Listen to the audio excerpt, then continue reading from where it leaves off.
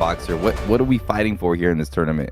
Yeah, so this winner is going to be the #1 contender who is going to fight Fadanator for the title in the next card. So it's going to be hot. Now, let's turn our attention to the fight card and let's check out these fights. Yeah, so up first. We got Demonic versus Mazzy, and we got Smash versus Jack, Evo versus Maximus, and we got Bone Doing Work versus, who is this? 80 Icho. Yeah, 80. Well, that fight got scrapped, and then they got changed for Ali ADP. And we got Benjami versus Apollo. Then we got Kieran DP10 versus Pip, Spark versus Trixie, Jero versus Ozzy Kid, and we got Zay versus Basic, Dirty Dave versus Fonty. Dirty. And now we get into the 4-man tournament, starting out with Warrior versus Dex Primacy, Mix Up versus Caliber. Okay, and that'll be a best of 1 tournament to decide who is going to be the #1 contender. So I'll start out with you, Bruce. Do you have one of these fights on this card that you got your eye on? Dang, I do. You know what? Let's go with Dirty Dave and Fonty, because Dirty Dave, he lost the title shot, and we're gonna see how he bounces back from that, because I feel like he's one of the best fighters in Xbox, not an up-and-cominger, but Romero, I feel like he's just getting a lot better in UFC 5 and just doing a lot of good stuff in the competitive scene. So that's the fight. And also, I would say, Boxer, I want to see Ozzy Kid, how he performs against Jiro, because Ozzy's a badass. But Trixie, man, Trixie's got a big test ahead of him, because he's on a 1-fight winning streak. Is he even fighting tonight? Where's Trixie? Oh, yeah. Trixie versus Getting Sparked. Yep. Trixie's 3-4. He's trying to find his way back up to the upper echelon, so big fight for him, too. Yeah, Romero, any fight you got? Yeah, this card, EK Warrior, he was the one that Fadanator defended against. The first round was pretty tight, but then it was one-way traffic after. So the mental fortitude of him being able to take that loss, bounce back with a win over Zay. Now he has to go against somebody like Dex Primacy. That's a really, really important bout for EK Warrior if he wants to put himself back in a position to where he can contend for the title. Another individual too, that 4-man tournament, they had done something like this back in UFC 4, so I'm happy that they're bringing this back into UFC 5, mix-ups and Caliber. I've talked, commentated, seen these guys go back and forth on the card, fighting for their life. Caliber's undefeated though. Mix-ups, he's taking those 2 losses, but he's a very well-seasoned vet. So honestly, I'm really excited for the tournament. Really excited for the tournament. But when it comes down to humor, I always like, there's always that one guy on the card that's gonna crack you up the way he plays, and that's gonna be Bone Doing Work. Bone Doing Work, you never know what you're gonna get out of this guy. You don't know if he's gonna fight the way that he needs to, or he's gonna fight like a bat out of hell. But I'm all type excited to watch Bone Doing Work put in that work. Alrighty. All right. Yeah, well, let's go. Okay, so the first fight is up and is ready to go. So let's switch over to that first fight. In the first fight we got Demonic versus Mazzy. And we look like we're in the heavyweight division here. And Bruce Lee Rob, can you tell me a little bit about both of these fighters? They're both making their ESFL debuts, and I guess Demonic has a top 16 in the Nugs last season. Romero, you got to know more about these guys than I do. Well, when it comes down to like the Nugs is an affiliate league, and they have a couple guys who are fringe top 30 opposition. If they got into the ESFL, they could shine. So both of these individuals making their ESFL debut, they're picking some of the best picks in the game. What we see, I see a Fedor Emelianenko from Demonic, and I'm also seeing from Mazzy, good old-fashioned John Jones, the current champion that won't fight Aspinall for some reason, but outside of the ESFL, they have made their name basically on the regional scene. And to kick off a card like this, that's having a tournament for the 4-man tournament for the first time in a while, they gotta show out, and I'm really excited to see how they're gonna go, because one of them has gotten fight of the night in multiple fights in their athlete league. Okay, let's go. Here they pick. They got Tom Aspinall versus Fedor. So a lot of power, a lot of stand up. Both of these fighters can take it to the ground. So this is gonna be real interesting. Round 1. Let's go. All right, coming out, touching gloves. What's with the noise? What's going on? Yeah, so we got yeah, I know the noise is crazy. So we got Maz versus Demonic. Maz is in the red gloves. We got Demonic in the blue gloves. Right now, both of these fighters are mixing it up, going high, going low. And man, they are not wasting any time, Bruce. No, they're not. He goes right for a takedown. Romero gets him against the cage. It's a beautiful shot choice because when you have your opponent backed up against the fence, you get grapple advantage. And I'm seeing a bit of the game plan that Mazi's trying to work it with Tom Aspinall. He's denied a couple transitions. He goes for short shots. He's looking to play the control game. Now, in full guard, you don't get any control time, but every single time you posture, you do. And all it takes is just one good rock, and then he'll be able to get into stack guard and take the fight further in his direction. He's doing a good job of maintaining that control over a legend in Fedor Emelianenko, I'm a boxer. Yeah, exactly. Top controller 93 of Tom Aspinall, and he's putting in that work right now. But like you say, he's not getting any control time. But right now, it seems like he is winning that stamina battle ever so slightly, which could pay off right now, Bruce. 100%. It just seems like Emelianenko just kind of chilling there. He didn't try to get up and use the cage, and now he's just getting pounded by Aspinall. Little Nazi just throwing some nice little bombs here, Romero, and just controlling the first half of this round. Yeah, it was a great job of Mazi being able to pass the guard into half guard, then making his way over the mountain. Now, we have to credit some of the defense from Mr. Demonic, but you cannot allow Aspinall to keep mounting you. And with this time, it seems like he's looking to go for a submission, and he does. He's locking in triangle choke. He's at a short-term stamina disadvantage. He's faking it. I think it would be a good idea for Mr. Fedor to try to race that fake so he can end up on top. But if he allows him to get that, he denies that fake, loses a little bit of stamina, has a grapple advantage. Now the grapple advantage is gone. They're both about to hit zero. Let's see who's going to move. There's the backside transition race, and he's able to escape the triangle choke boxer. Wow, that was a great submission battle because both of those fighters, Tom Aspinall, 95 on the submission offense and then 95 on the submission defense versus Fedor. So, Bruce, man, that was a great submission battle right there. That was huge, and Demonic, able to get back to his feet. Now he's got little Maz kind of in his world, but Aspinall's got some quick striking. But he eats a knee, Romero, right to the grill. Yeah, it was a nasty little knee that interrupts. I can kind of see that. Nice cross. That level 5 cross chipped up a good amount of damage. Something that people tend to forget. They score stuff on the ground with passing the guard. They score when you enter those submissions. You're scoring those takedowns. But the one thing that can sway everything in tight rounds is some good old-fashioned damage. And if he's able to find his big moment here with Fedor Emelianenko, he can kind of change the tide of the fight. Now, I still view this. The tight exchange there. Nice little clinch knee lands for Fedor Emelianenko. I'm leaning towards Mazi for this round, but there were some good shots from Fedor here, boxer. Yeah, you got to be careful with Fedor with that 97 speed and the 95 power in the striking. Damn. But I'm really not sure who won that. It could be up for grabs. Both fighters had their moments in that round, Bruce. I mean, you really can't ask for a better round in this first fight of the night. Yeah, definitely. They're both bringing it. It's their debuts. Who knows what they're dealing with, emotionally. Romero, they might be a little jittery, but they are coming out and competing. And right away, just goes right for the takedown. Sometimes you got to be ready for that. Yeah, that takedown, he set it up really well by going for the double jab because prior in that first round, he was going double jab and going with a cross. His opponent ended up blocking high and going forward, so it made that double leg much easier. And this is the game plan. He ain't trying to start off his ESFL debut with an L. He don't want that. He's trying to make sure that he gets the W. Mazi is able to pass the guard, score some more points with a good old-fashioned jiu-jitsu, but look at the Fedor here. Blocking up the mount, and he entered a sweep for a boxer. Ole. Yeah. Okay, nice sweep there. And so what I'm feeling right there from Mazi, it seems like he wants to kind of be safe, stay on the ground. But now whenever you get into this stand-up battle, I'm feeling like the advantage could be going to Demonic here a little bit with Fedor with that power and that speed. Almost was able to get that pull counter, but not quite, Bruce. Another takedown.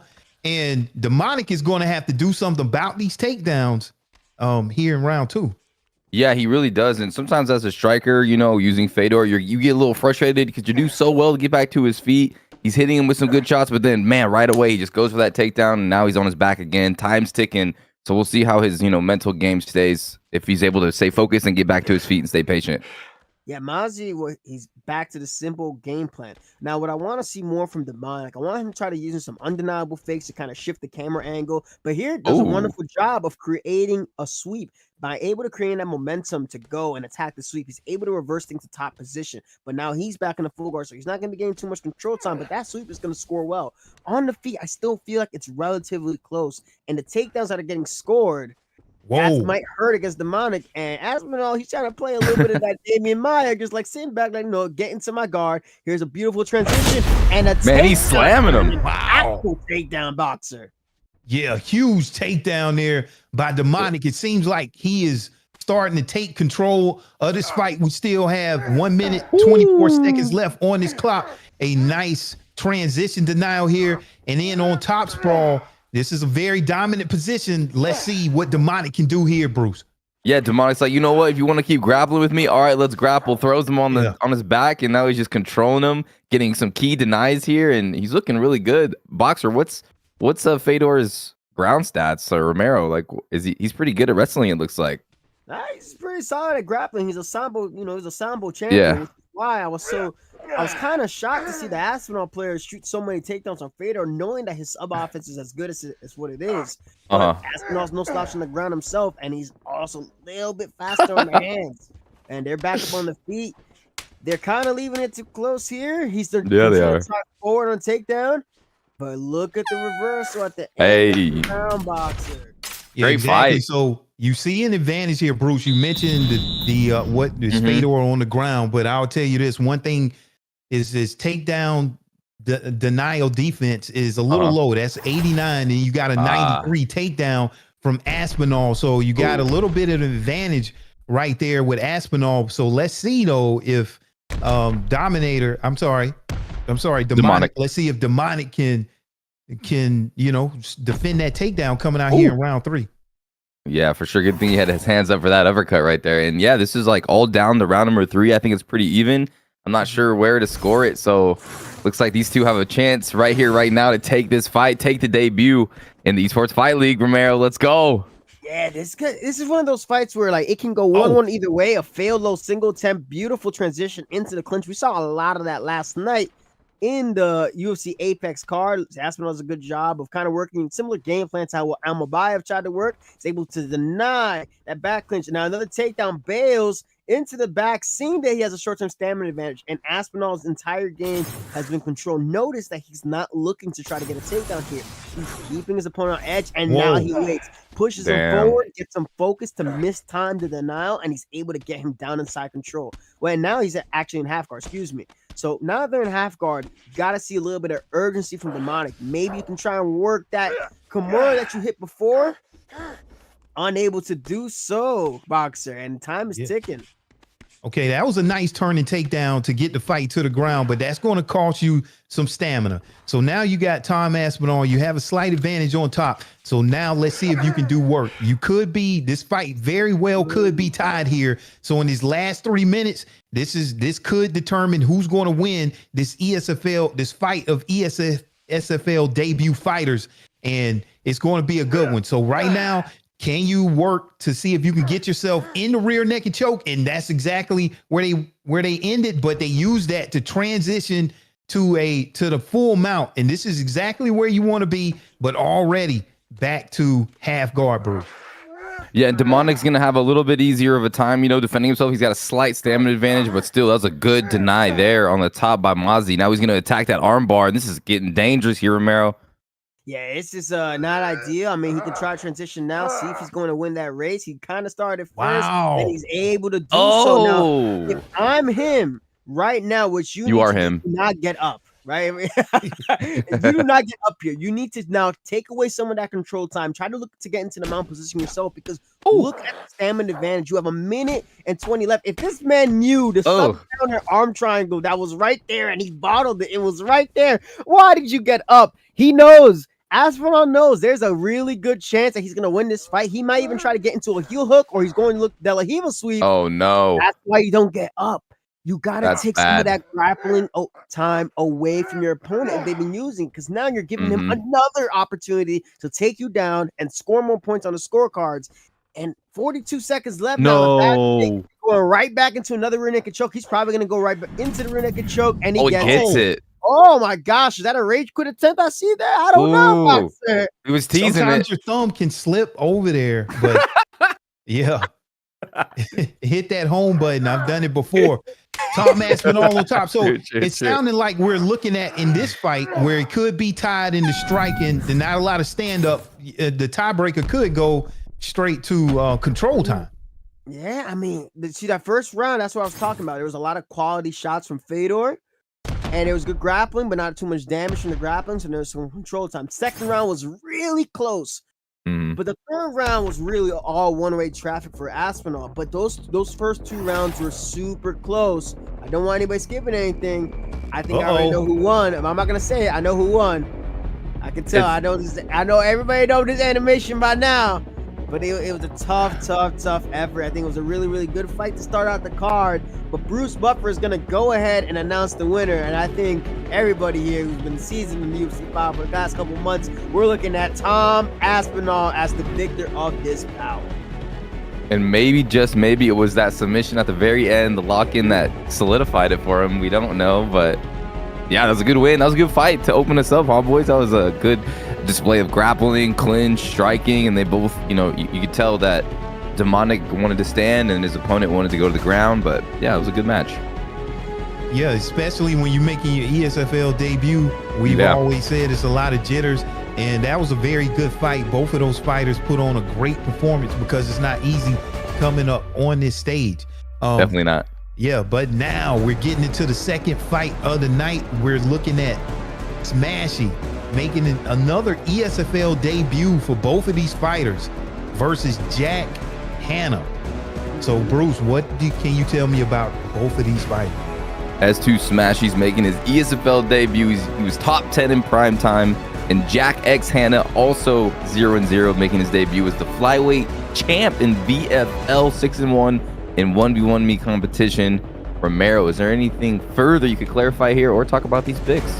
I mean, honestly, like what I want to see from these 2 picks is that a lot of times what ends up happening when we have ESFL debutants picking like the best fighters, they tend to underutilize what they have in their arsenal. So for that last bout, we have Fedor, opportunities for the sub counter arm triangle, opportunity to hit the Kimura from back control, lots of missed opportunities. And I would hate to see missed opportunities happen with Leon Edwards and Robbie Lawler. Am I right? So we're here starting off 2 southpaws going up against each other. Nice body teeth from Smashy to kick things off. I see a little bit of body work trying to set up the game plan. And now Jack Hanna is doing a good job of doing some preemptive slips after he goes and rolls. As I say, maybe it's the commentator curse, but he gets a rock to kick off this round, Boxer. Yeah, huge rock, but let's see what Smashy is going to do using the UFC 195 version of Robbie Lawler, who has a punch speed of 96 and a punch power of 97. So I would expect Smashy at some point to get some rocks back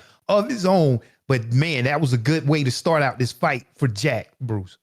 Yeah, for sure. And Smashy's kind of walking forward, and already I'm seeing like some, combinations to the body and to the head. He's mixing it up well, putting a lot of pressure on Jack.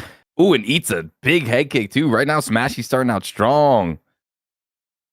Super strong Smashy, but that rock is going to be looming in the back of his head because the way that he's pressuring distance is, notice a little bit of the footsie's game plan right here, right? Jack he steps in and he backs out, then he sidesteps, then he meets him with a 3-4 comp. He's kind of preloading all of his shots that he needs. But a lot of times, like, there's opportunities for him to kind of really send the fight, and then he's giving opportunities for this Lawler to go ahead and attack his legs. Now, a beautiful body teep, which tells me, I saw Jack Hanna do it earlier. I saw a couple side steps. Watch out for an incoming sidestep head kick if Jack Hanna is able to make the read, Boxer. Yeah, Jack Hanna, if he's able to make the read, that would be an amazing read. But right now, I'm looking at Smashy here, controlling the center of the octagon here, keeping his fighter up against the cage here with those teeps, and just doing a good job of controlling right now. Yeah, look at Edwards though. He's I feel like he's finding his rhythm a little bit, Jack, and he's doing that little slip body shots. Those are really nasty if you can slip a shot. But yeah, Smashy kind of putting on the pressure, but Jack fighting really good off his feet. Oh, it gets a rock. He's wobbled. Robbie Lawler's hurt. And the best thing about Leon Edwards, we see it all the time, is that he is very good off of the back hook. He's a very fast. He punches extremely well. His kicking arsenal is something not to be scoffed at. Also has a nasty question mark kick. And when you're chasing, trying to cut off a Leon Edwards player, it's very important that you don't run into a 3-4 piece combination. And we're seeing a lot of that happen. That's twice now that this has happened to Smashy. So all the forward pressure, you can have all this forward pressure, but if you're not being effective with it and you're just running into fist, then he's going to be able to run away with this round, Boxer. Yeah, and you talked about the kicking of Leon Edwards, 95 kick power. He also has the frontal assault perk. So you got to watch out. There's some huge shots there. It's exchanged by both of those fighters. And man, let's see if Smashy can turn some things around here. 2 rocks there suffered from the hands of Jack Hanna. I mean, just doing a good job, like you guys said, playing off of the back foot with Leon Edwards here to end out the first round. And who do you think took that first round, Bruce? Ooh, Romero, you said Smashy got rocked early in that round. I didn't even see that. Yeah, he got rocked. He got hit with a nice slip counter uppercut and then got rocked again. Look, right there, 2 rocks. Replay was right there. There's 2 rocks in his favor. So I say Jack Romero. Yeah, it's got to be Jack, right? So the one beautiful thing for Robbie Lawler, especially this version of Robbie Lawler, that he has a pretty high recovery stat, which is why he's still able to keep his head off relatively high. But you can't allow this to be the narrative of the fight, you pressing forward. A lot of times people forget a little something about Robbie Lawler. He was a wrestler back in high school. He has a single leg high takedown. If you're playing this kickboxing game with Leon Edwards, you want to really make him open up his guard, throw some hands, and then take him down. Then it'll be right there. But I'm seeing a lot more success from Smashy now that he's having his opponent pinned against the fence. And now we're seeing a cut, though, open up on the eye of Smashy Boxer. Yeah, exactly. So, and you talked about that recovery stat. I didn't even know that 99 recovery stat on this version of Robbie Lawler. So in between rounds, he's definitely going to be getting some recovery. But look at those combinations. I like what I'm seeing from both of these fighters, going high, going low, mixing it up right now. Really can't determine who has the advantage here on the feet. But man, there's that kick there. You got to watch out from Leon Edwards, but nicely blocked there from Smashy, Bruce. Yeah. Smashy hurts him, connects, uppercuts coming, big shots, drops him down. Jack is down. Here comes the shots from Robbie Lawler. He has a full tank of gas. Can he finish? No. Wow. Yeah, that was just being caught. In the first round, he had done nice sweep though. That was fast. In the first round, he had done a much better job of staying just outside the inner black line of that octagon. But this time he was caught planted up against the fence, and it's easier to get knocked out. You don't have to be the greatest player in the world to know that if you get caught up against that fence, EA will show you no love whatsoever. And now Jack Hanna's in a position where he's on the back foot, right? That's been a big part of his game plan. Sure, he may have won the first round, but now he's gotten dropped. Will we see a change in his strategy where he's going to start initiating going forward, or is now Smashy much more confident knowing that he's able to drop Jack Hanna, Boxer? Yeah, exactly. So I'm looking right now. I'm seeing if Smashy can kind of anticipate what his opponent is going to do. And as soon as I said that, he gets a rock, decides to go down low, going for the knockout. Didn't get it. That head health is low right now on Jack. From Robbie Lawler, right on cue. Damn. Wow. That was explosive. That was a beautiful slip. Detonation. Good night. Sleep tight. Woo. Damn, Romero. Woo. Oh, don't skip it, you damn, brother. Damn. Let me tell you something. The reason why he was able to read that is because in the first round, when Jack Hanna was having all of that success, right? He was having all of this success, throwing those 4-piece combinations, and he won that first round. It showed it right there. He was throwing the 3-4 pieces. I call it, you're showing your cards too early. You're doing all this extra slip hook at the end of your combinations. You're doing the 3-4 piece combos right away to try to scare your opponent into being shut down. And the Robbie Lawler player, he got rocked, had that high recovery stat, made his reads by the fence, got a drop, and then recognized that now Leon Edwards, he doesn't really press forward. Like the player wasn't really pressing forward to gain respect. Keep those combinations to get respect. And because of that, timed that the final shot was going to be a straight shot and sent him to Valhalla with Robbie Lawler. That's a great KO. I love the animation on that. That was brutal. Nice analysis. Make sure to listen to your man Romero. I'm learning. Don't show your cards too early, because it could come back to haunt you. So now let's move right along to the third fight of the evening. I think that fight card is up. So we got EVO. Yeah, what's that? Romero, EVO Panda versus B3 Maximus. Bruce, tell us a little bit about both of these fighters. Bone doing work. Trade 30th. 1-2. Lost UFC 5 debut to Oh, no, Easy that's Work. not the fight. That's not the fight. Wait, where are we? Panda Where are we? versus Evo Maximus. Panda. Oh my God. Maximus. Evo Panda making his ESFL debut, has been a VFL champ. B3 Maximus. Damn, so many debuts tonight, guys. Been a champ in a couple affiliate leagues. I don't know which ones, but he's been a champ in a couple. Hey, and you know what? His opponent, Evo Panda, VFL champ. Let me tell you about something. I got a special request from Evo Panda. He said, don't even call me Evo Panda. Call me the Vanilla Gorilla. Now, I don't know why he wants to be part of that Manila, but that's the type of time that he's on. He's trying to show that he's going to take out all these champions from the couple, from all these other athletes. Damn. VFL. The VFL stand for the Vanilla Demon, all right? And he's out here. I'm getting excited right now. Hey, I see Maximus is flexing all of those online badges there. And man, so let's see. We got sound, gentlemen. Thank goodness. Yeah, here we go. So Maximus in the red gloves. We got Evo Panda in the blue gloves. Getting to work right away. What you see in round one, Bruce? Man, I'm already seeing some good body kicks. I'm seeing some takedown feints right now from Evo, and these guys are trying to implement their game plans and trying to make some reads early. Beautiful job right there. I love it when I see players, when they see, he's not going to be able to change that. When they see that their opponent's starting to pressure them a little bit too hard, or they're whiffing on a shot, they're catching them with the clinch. We saw a lot of that with Makhachev versus Dustin Poirier most recently.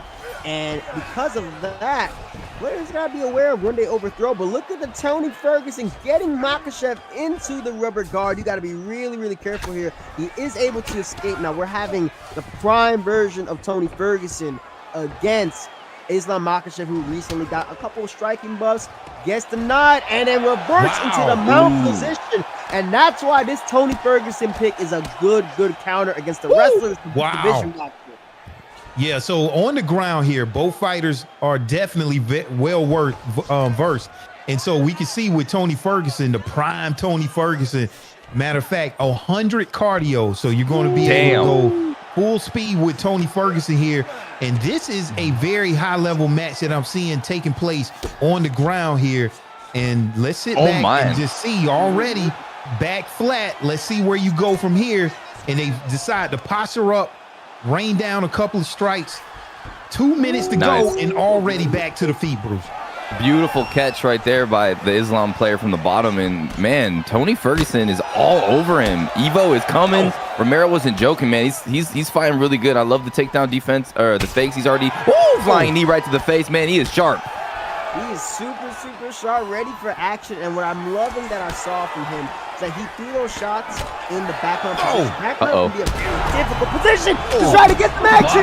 And he needs a pull. Man, look at the body. The Vanilla Gorilla goes for the arm bar. And now it's a transition. Islam Makhachev is fighting for his life. And his arm is almost going night. Evo defender. Running on the side of Tomlin. He's on him in mouth. He's throwing them balls. He's throwing them hands. Oh my God. Islam is hurt. Another stunt. He wanted to.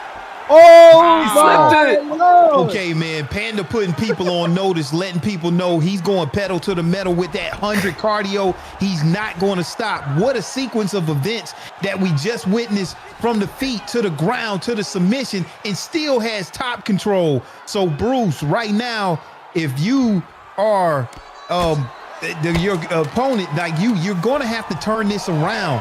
What do you have to do? Am I Islam Makhachev? Romero, what do we have to do? Let's give it to the expert. What do we have to do, Romero? What do you have to do at this point to turn things around? Don't get hit by the flying knee. Sidestep it. There's only a couple things you can really do here outside of KOing him, which is a lazy answer to say.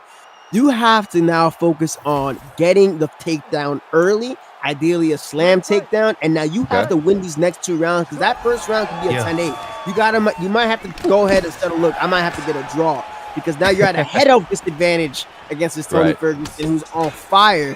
You're not really gonna show. You're not showing that you're the better grappler. And there's another front kick just out of range in the strike and tries to throw a cross. And then Manari roll. Are you kidding me? Evo Panda, the vanilla gorilla, the double animal individual is here for blood. He's here for ankles, but he makes a mistake. He tries to go there. He tries to go for the position change and gets reversed. Maximus has advantage. He doesn't matter. He can go for it right now. He can go for it right now. He's not going for it. He messed up. He panicked. He missed it. That was a missed opportunity. What did he do? A lot of times, whenever you drain, a lot of times people will transition at that point, and you could be anticipating a transition and did not go for the submission. But Panda called his bluff, and yes, so he's back safe. Man, what a sequence of events there. Missed opportunity there for Maximus. 100%. You know, he had him, but then he played with his stamina a little bit. Now the postured up position here, though, from Tony misses that straight, gets out of the way, and now it's an interesting battle here. Have you ever gotten hit by that up kick before, Romero? Is that possible to land? I have, like, just joking around with, like, go 10 out of straight, like, for shits and giggles. But I'll say that the biggest fumble there is, like, he already has such a significant short-term stamina advantage that he should have just went for it. He should have. He didn't go for it. He didn't pull the trigger on the rear naked choke. That would have changed the whole narrative of the fight. He would have gotten to the back mount position, or maybe even just regular mount, and he could have finished him right then and there. Full action. So Makhachev is showing he's still alive in the fight. Like, he has a shot to win, especially if Evo Panda throws himself out of position. But I feel like it's only a matter of time before Evo gets that finish that he's looking for. Okay, one thing you got to be careful for is gassing out. And what I see Maximus doing right now, he is allowing Panda to kind of like whip. And you just never know, because all it takes is just that one shot to change the night. It will still be a very big comeback from here. But I really like the position that Maximus is in with his stamina. He has a stamina advantage here, even though Tony Ferguson has that 100 cardio. I mean, you can't just gas totally out. And so let's see what Maximus is able to do. Maybe he's able to settle this fight down, but he's going to need a knockout from this point, I think, to come back from this fight, bro. Yeah, he's got low head health. He's got to be careful. But, man, he's throwing some good shots here. Maximus landing body. Ooh, a little bit of lag here as you see him straight right to the bop to the body. But, yeah, Romero, he just Maximus is looking really good. It doesn't seem like he's fading mentally. It seems like he's still in this fight, trying to find ways to win, throwing perfect range elbows. I mean, this is a fight. These guys are evenly matched. I don't know, man. I think you've been giving him too much credit. I say that he's showing that he belongs mentally, that he's there in the fight, that he's not going to quit on himself. But I'm seeing that he's a couple steps behind, and the only opportunities that he's getting is because Evo Panda is looking to have that highlight reel KO. I see. Now, one thing Boxer's talking about his stamina, but in round 3, Tony Ferguson has higher altitude, and he will get that stamina that he just used up, and he's going to be all right. Ooh. Look at that. Yeah, that higher altitude perk, definitely you're going to take less, you're going to use less stamina there. And so let's see if that comes into play here in his 3rd round. But look, it seems like Pandas want to get this fight back to the ground, possibly a submission here, and just doing a good job here. Okay, so now if you're Maximus, I mean, if you keep this fight on the feet, but man, that was a nice reversal right there. Is that what I saw? To come back on top control here. That's what Marshall hits Praxis with. He knows he needs a knockout here once his fight standing, Bruce. Yeah, we'll see what happens. Another uppercut lands for Awesome. I just feel like Awesome is I feel like he's rallying a little bit here, Romero. I feel like he's rallying. He made the same mistake. He made the same mistake. It's clipped. It's clipped, y'all. Yeah, this is it. You're going to drain that stamina. He's still alive off of the virtue he's still alive, but that's of Makhachev stats. That's the only thing that kept him there. But he made the same mistake, and this is what I'm talking about. Now making the read, hey, he just pull counter to my body. I got a sidestep instead of pulling my head back.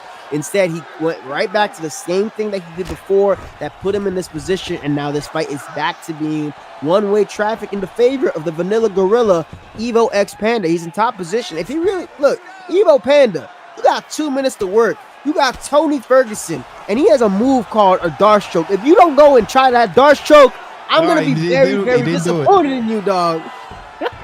He didn't do it. But one thing, Maximus is staying in this fight. Still has 2 minutes here. Maximus coming back Connects on him. with a huge knockdown. Out of nowhere, Drops him. could have tied this right back up. And a huge takedown there, Bruce. Can Maximus get it done in 1 minute and 45 seconds? Let's see if he can get a deny here. He No. needs a sub. He needs a sub. He has to get a sub to win, you think, huh? He Well, does need to finish, I yeah. believe. Yeah, because he rounds got to a zero, sub huh? and a knockdown. He got a Yeah. sub and a knockdown. Oh, Flip hook, gang, real nasty with it right now. Run kick attempt because he probably expected his opponent's gonna drop down. Yeah, they're just sending it right now, boxer. yeah, they're sending it right now. Maximus doing a good job, like you say. He's showing mentally that he has what it takes to be here in the ESFL, especially if facing adversity in your first fight and able to collect yourself. And now back in the fight, last 40 seconds, and everybody's just looking for a counter. Huge overhand there from Panda, and he gets the takedown there to kind of seal this round here. Only 24 seconds remaining, Bruce. He seals the envelope, ships it off, and it says a dub from Dana White on top. Evo, the Vanilla Gorilla, Romero's champion here, and he dominating. Yeah, that was just I love all the mix-ups with the striking. That was a beautiful spinning back fist into the lead overhand. Sick. You don't see that often. And when we talk about the ESFL, right, it's one thing to do all the cool meta stuff that that's going to increase your win rate. But it's a whole other thing to have a little bit of that unique flair to yourself where you're taking those chances in a fight that you really didn't even need to. Got knocked down, got his armbar a couple of times, and he's going to be walking away with a nice victory. I mean, if there was a debut of the night, I mean, I don't know how that might be the best one. New category, debut of the night. Debut of the night, yeah. I mean, that was clean. That was just beautiful all around. Showcased a lot of facets of Tony Ferguson, and he pulls through. Yeah, one thing that I saw that I liked, anytime he got the knockdown and got on top in that full mount position, you only get that armbar option to come up when you have a certain amount of stamina advantage. He was able to hit it and hit both of those arm bars. Very impressive. He is the dawn of the night. All right. Oh, look at Dawn that. of the night. Look at that. Hold That was on. a great Dang. fight. I saw 30-28. I saw 30-28. Hold on. What was that? Ain't no way. Put that thing back. I'm all about the I'm all about the scorecards when the scorecards are looking type crazy. You know what I'm talking about? Yeah, man. Yeah, scorecards looking a little bit different here. Man, but that was a great fight. Action from top to bottom. But Evo Panda ends up getting it done there in the ESFL debut.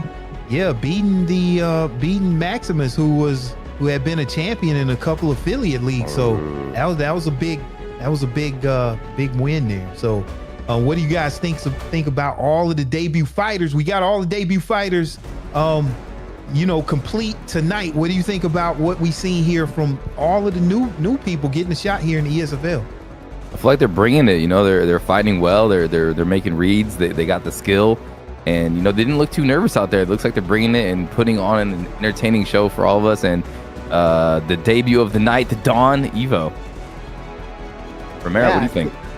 Say Evo's performance, we saw two variations, right? We saw the guy that went to send it, that was like letting people know I ain't scared of nothing and I'm going to take all these chances in my debut. And then we saw the flip side of that, in the first fight where we saw a lot of composure from the Tom Aspinall player in Mr. Mozzie. Like Mozzie showed, all right, the fight's kind of leaning one way, we're going to shut it down and take it the other. I like seeing the two sides of that coin. We like seeing a little bit of that crazy work, and then we're seeing a little bit of that that just straight up dominance with creativity. And from Smashy showed another bit of good composure, got rocked twice, made a key read, and was able to flash KO a Leon Edwards in round 2, which is not an easy feat to do. Okay. All right, so moving right along right here, we're going into fight number 4 here already, and we have Bone Doing Work versus Ali ADP. So Bruce, tell me what you know about both of these fighters. All right, I've read this one before, so I know what we're doing here. 30th, Bone Doing Work, 1-2. He lost the UFC 5 debut to Easy Work, but he's here to kick some booty. But he's fighting against top 10 Ali ADP, 3-2. He's a late replacement. Bone Do Work has his opportunity. We heard Romero said earlier about what to expect. He could come out crazy and he might come out disciplined. Romero, which version do we think is going to come today? Because he needs to bring it for this top 10 opponent. Well, these two are, I'm loving Rafael Dos Anjos. When was the last time we see a Rafael Dos Anjos pick in the ESFL? It's been quite some time. Been a while. And going against the champion WEC Anthony Pettis, who has a level 5, Showtime kick. Ali has a special request too, not something like the Vanilla Gorilla, but he said, Romero, if I go and get a W with Rafael Dos Anjos, I want you to ask EA Sports to add in an alter ego for Rafael Dos Anjos. And you know what? If you get the victory today against this version of Pettis, how can we deny asking you that question, right, Boxer? Okay, yeah, it'll be granted to ask for sure, so yeah, we'll see. All right, now with this WEC version of Anthony Pettis, you have to watch out for that cardio, only a 91. So you mentioned that level 5 Showtime kick, definitely devastating, but it seems like Bone Doing Work is doing just fine right now, managing the stamina. So Ali has to watch out there because, as we've seen, that will play dividends in the fight as it goes along, Bruce. That a lot of knees from Bone Doing Work. He's kind of fighting off his back foot a little bit. There's a nice, you seen him chop, but the check from Pettis is strong. Yeah, that was a good little check. And I'm noticing Bone Doing Work I guess we're seeing the more disciplined Bone Doing Work. Like he's circling well, switching his stance, trying to get those front kicks off to kind of get his opponent off of him. And the thing is, Anthony Pettis has high-level kicks, and with those high-level kicks, they cost less stamina. So that 91 cardio won't get taxed as high when he's using a lot of his good kicks, and he's been landing the punches. He's going short combinations as opposed to long combinations, and that's what's allowing him to kind of maintain his good stamina management. Now, for Ali, using Rafael Dos Anjos, something Rafael Dos Anjos showed pretty well against Robbie Lawler, clinch. Somebody's moving around this much. Their lateral movement is too much for you. Slow them down. Get into the clinch, take them down, and show them where RDA shines, Boxer.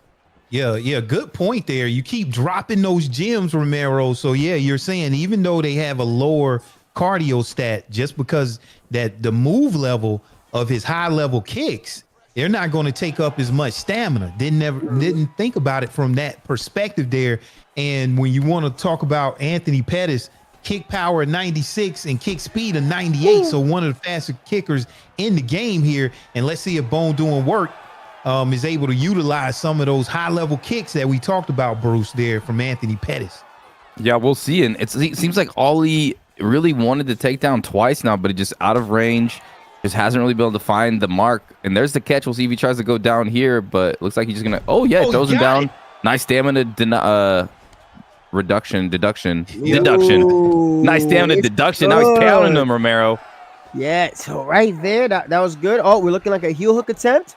If he's RDA, I'd probably go for a heel hook attempt yourself. Denies that transition. Ooh. Oh, this is I have not seen a battle last that long. Right? Yeah. If you don't hit for a while. Time. Okay, we got ourselves a fight. That's a tight round. Now, there's a couple adjustments both gentlemen can make. Bone Doing Work has been boxing really well.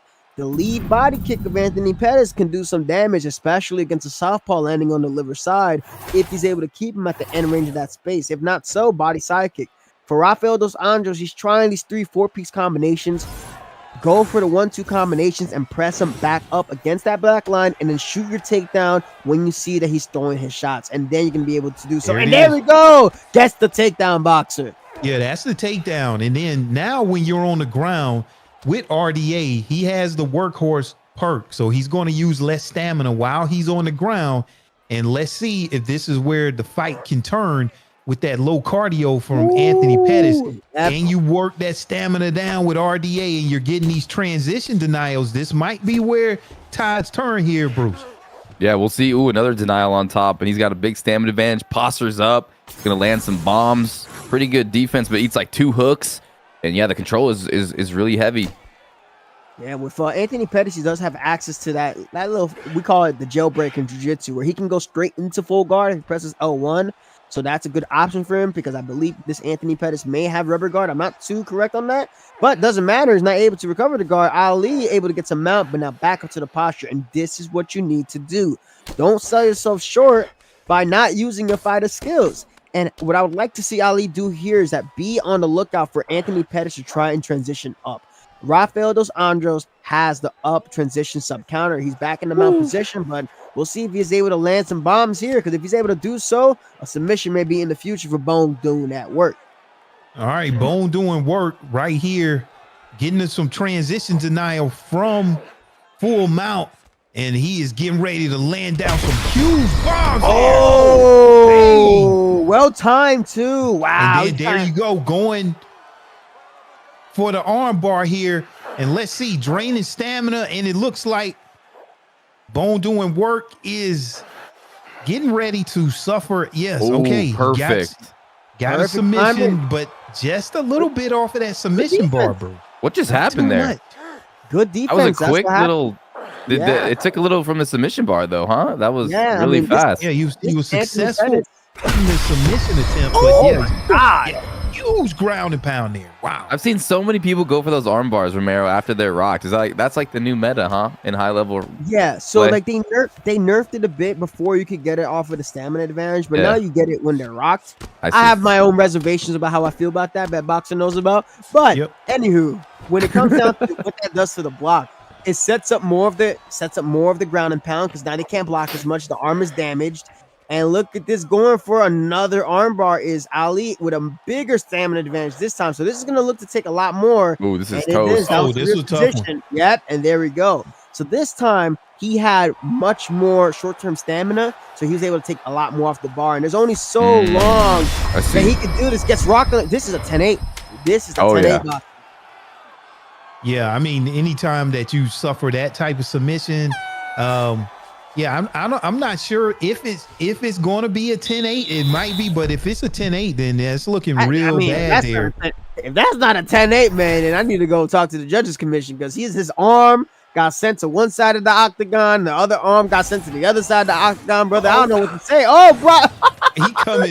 he coming out, man, ready to go. He know he got to do some work. So Bone doing work, coming out, ready to get right at it here. So let's see if Ali can take this fight right back down to the ground with nice pull counter there with RDA, Bruce. Slick pull counter there, and it just seems like the full mount now, Romero, is just so strong when you have a dominant player on top of you. It's so dangerous there with those arm bars and the ground and pound and the elbow increase in damage. What do you think about that?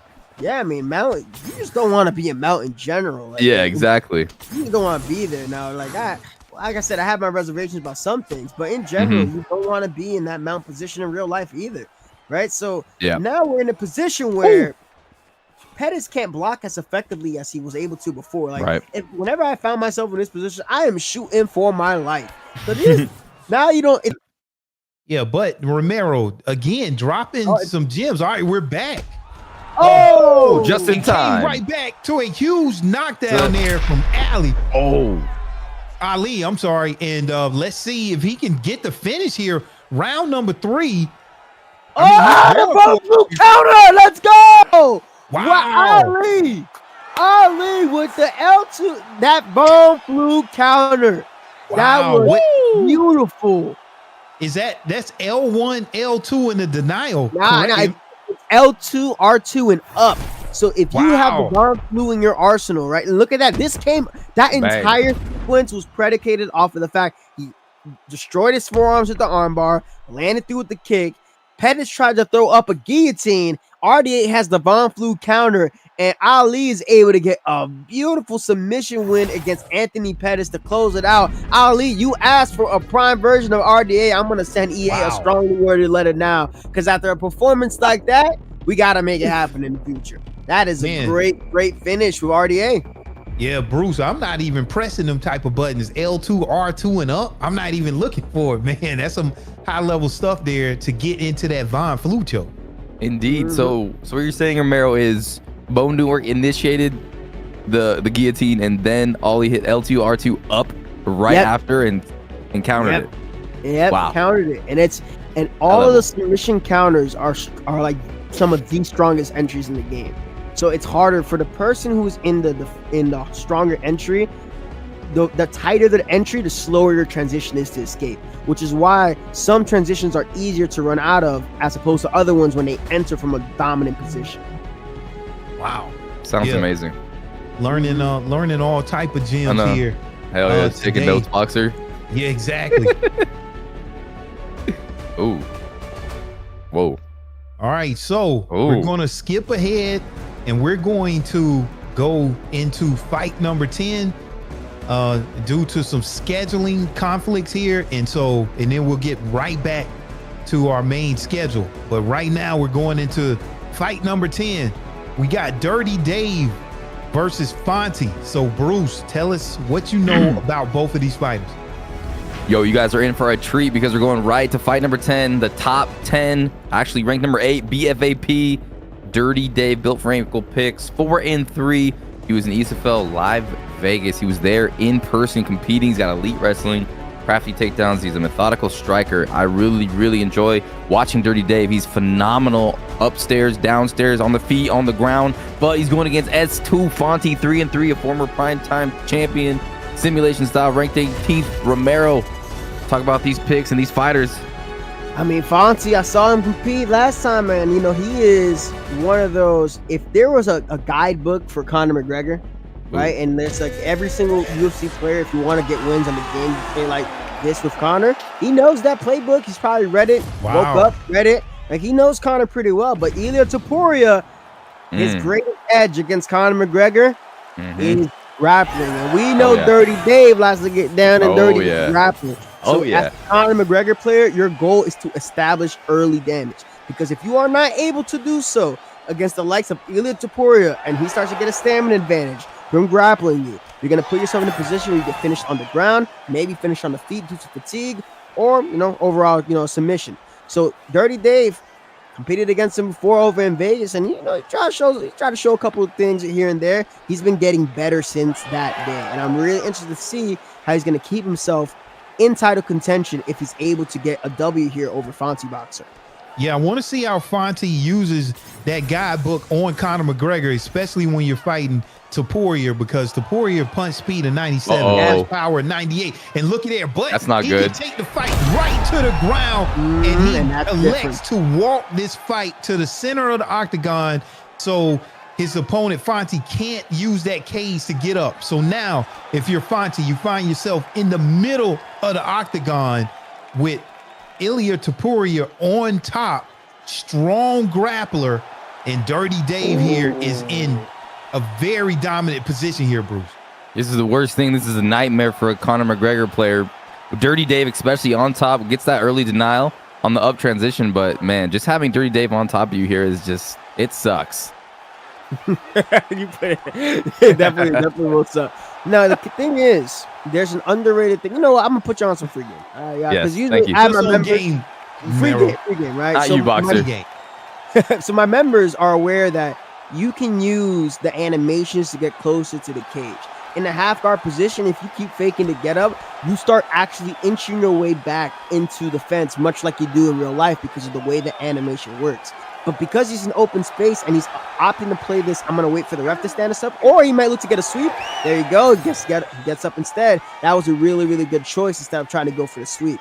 But something to look at. You notice that Dirty Dave is taking you to the center with the high-level takedowns. You got to get your back to the fence if possible. Okay, so yeah, that's another gem. So if I'm on my back half guard, fake the get up, and that's simulating, what do they call it, shrimping to get back to the cage? Yeah, undeniable fake though. You don't want to risk getting denied. Yeah, you got to undeniable fake it though. Okay, I see. Okay, yeah, that's some high level stuff there. Nice to know, dropping these gems here. Bruce, we getting a lot of knowledge. I feel like I'm getting better just sitting here listening to Romero. Oh, every time I commentate with him, I go into the ranked scene, the OW scene, I start whooping ass. Yeah, exactly. Speaking about whooping ass and whooping feet, we're seeing Fonty throwing a couple good hands. He's shoulder feinting really well, trying to get a big reaction, but Dirty Dave, watch his defense, right? He's meeting with 1-2 shots. The Conor McGregor playbook is to get your opponent to lash out at you and overextend, because that left hand is dangerous. But with an impactful takedown like that, on top of the damage that he was able to get on the feet with that jabber hook, I can say that Dirty Dave should comfortably take that round, and we're going to see what type of adjustments that Fonty can make here in round 2.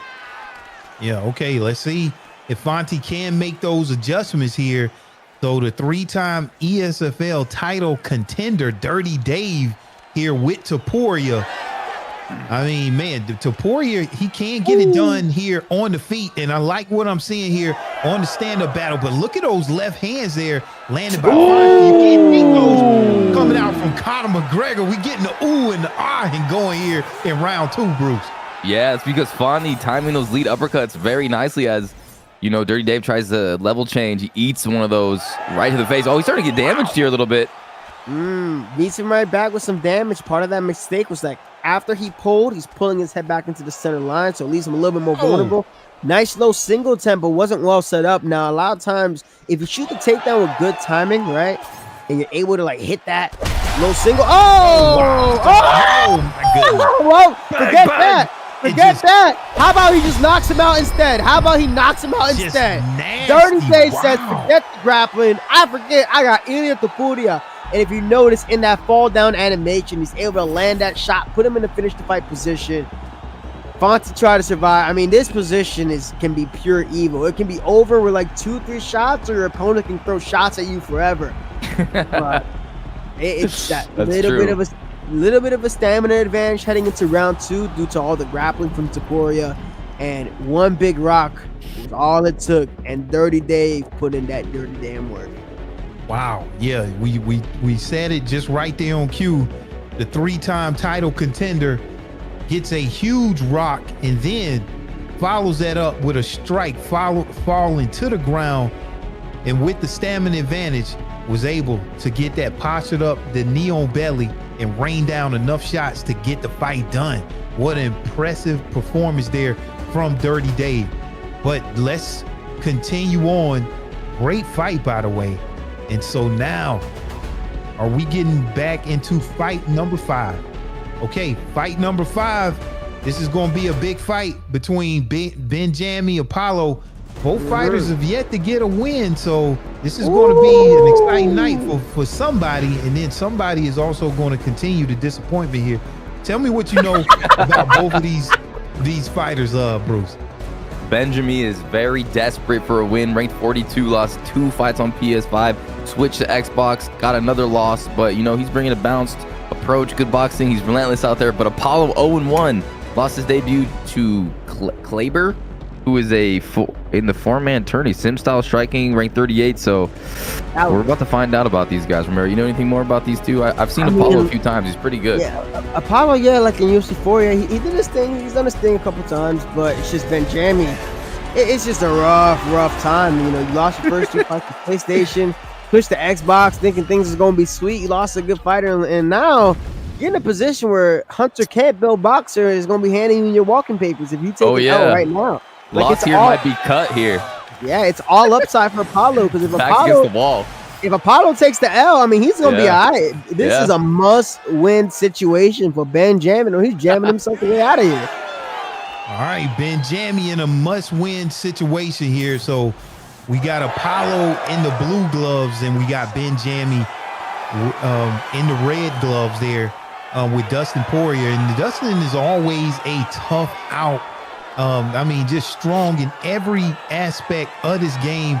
And so, but let's see here how Benjamie does here using Dustin, Bruce.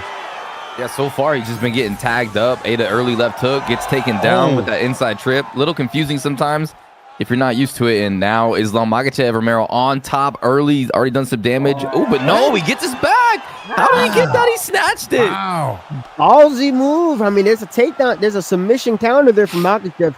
I mean, a lot of times people don't expect it. They're like, there's no way he's going to go for this. Like, I have a strong sub counter here with the level 5 Kimura, but he's able to reverse position now. If I'm Benjamie, brother, you are looking to not allow this man to reverse position at any point, because you got damn near 3 minutes of clock to work.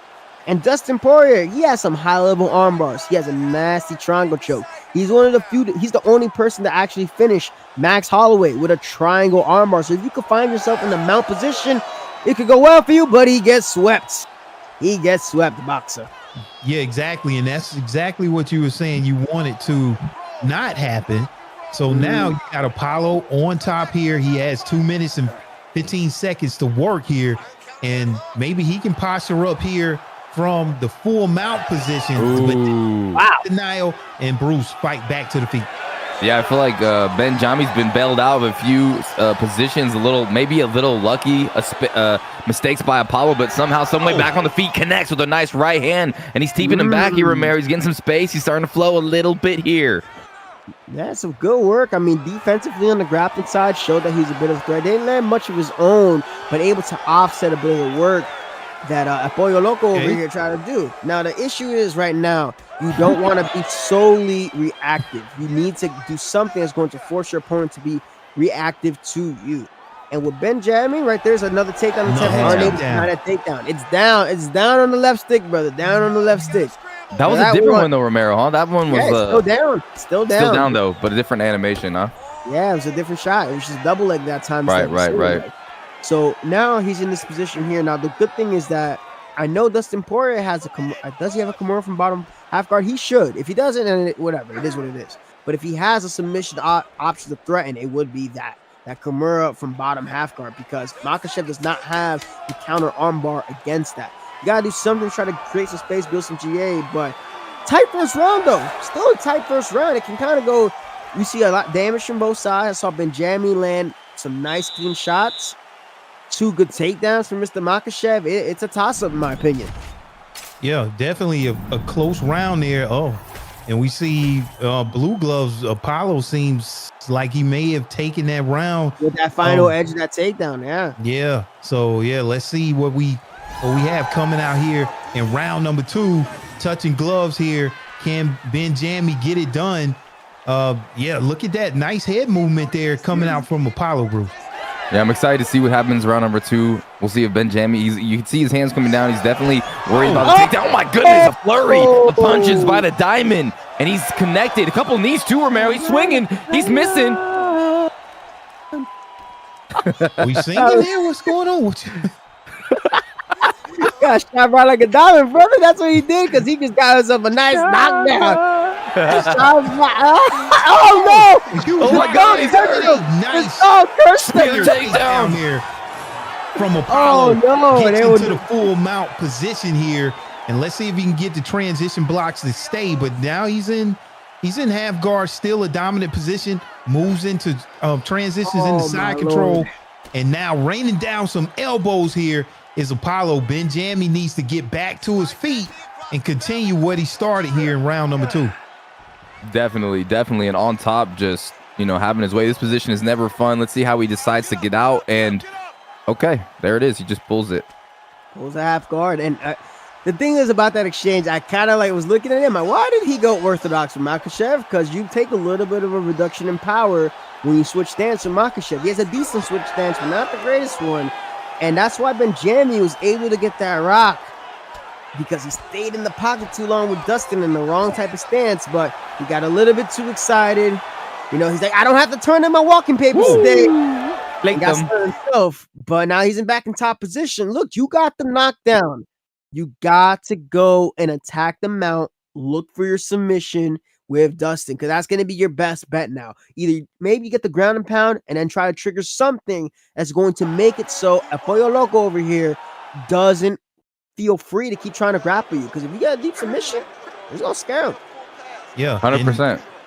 And yeah, you mentioned the switch stance there from Islam Makhachev. You're talking about an 80 switch stance. So you taking a nice little hit there anytime you choose to go orthodox there with Makhachev. And he's still an orthodox swinging. Oh.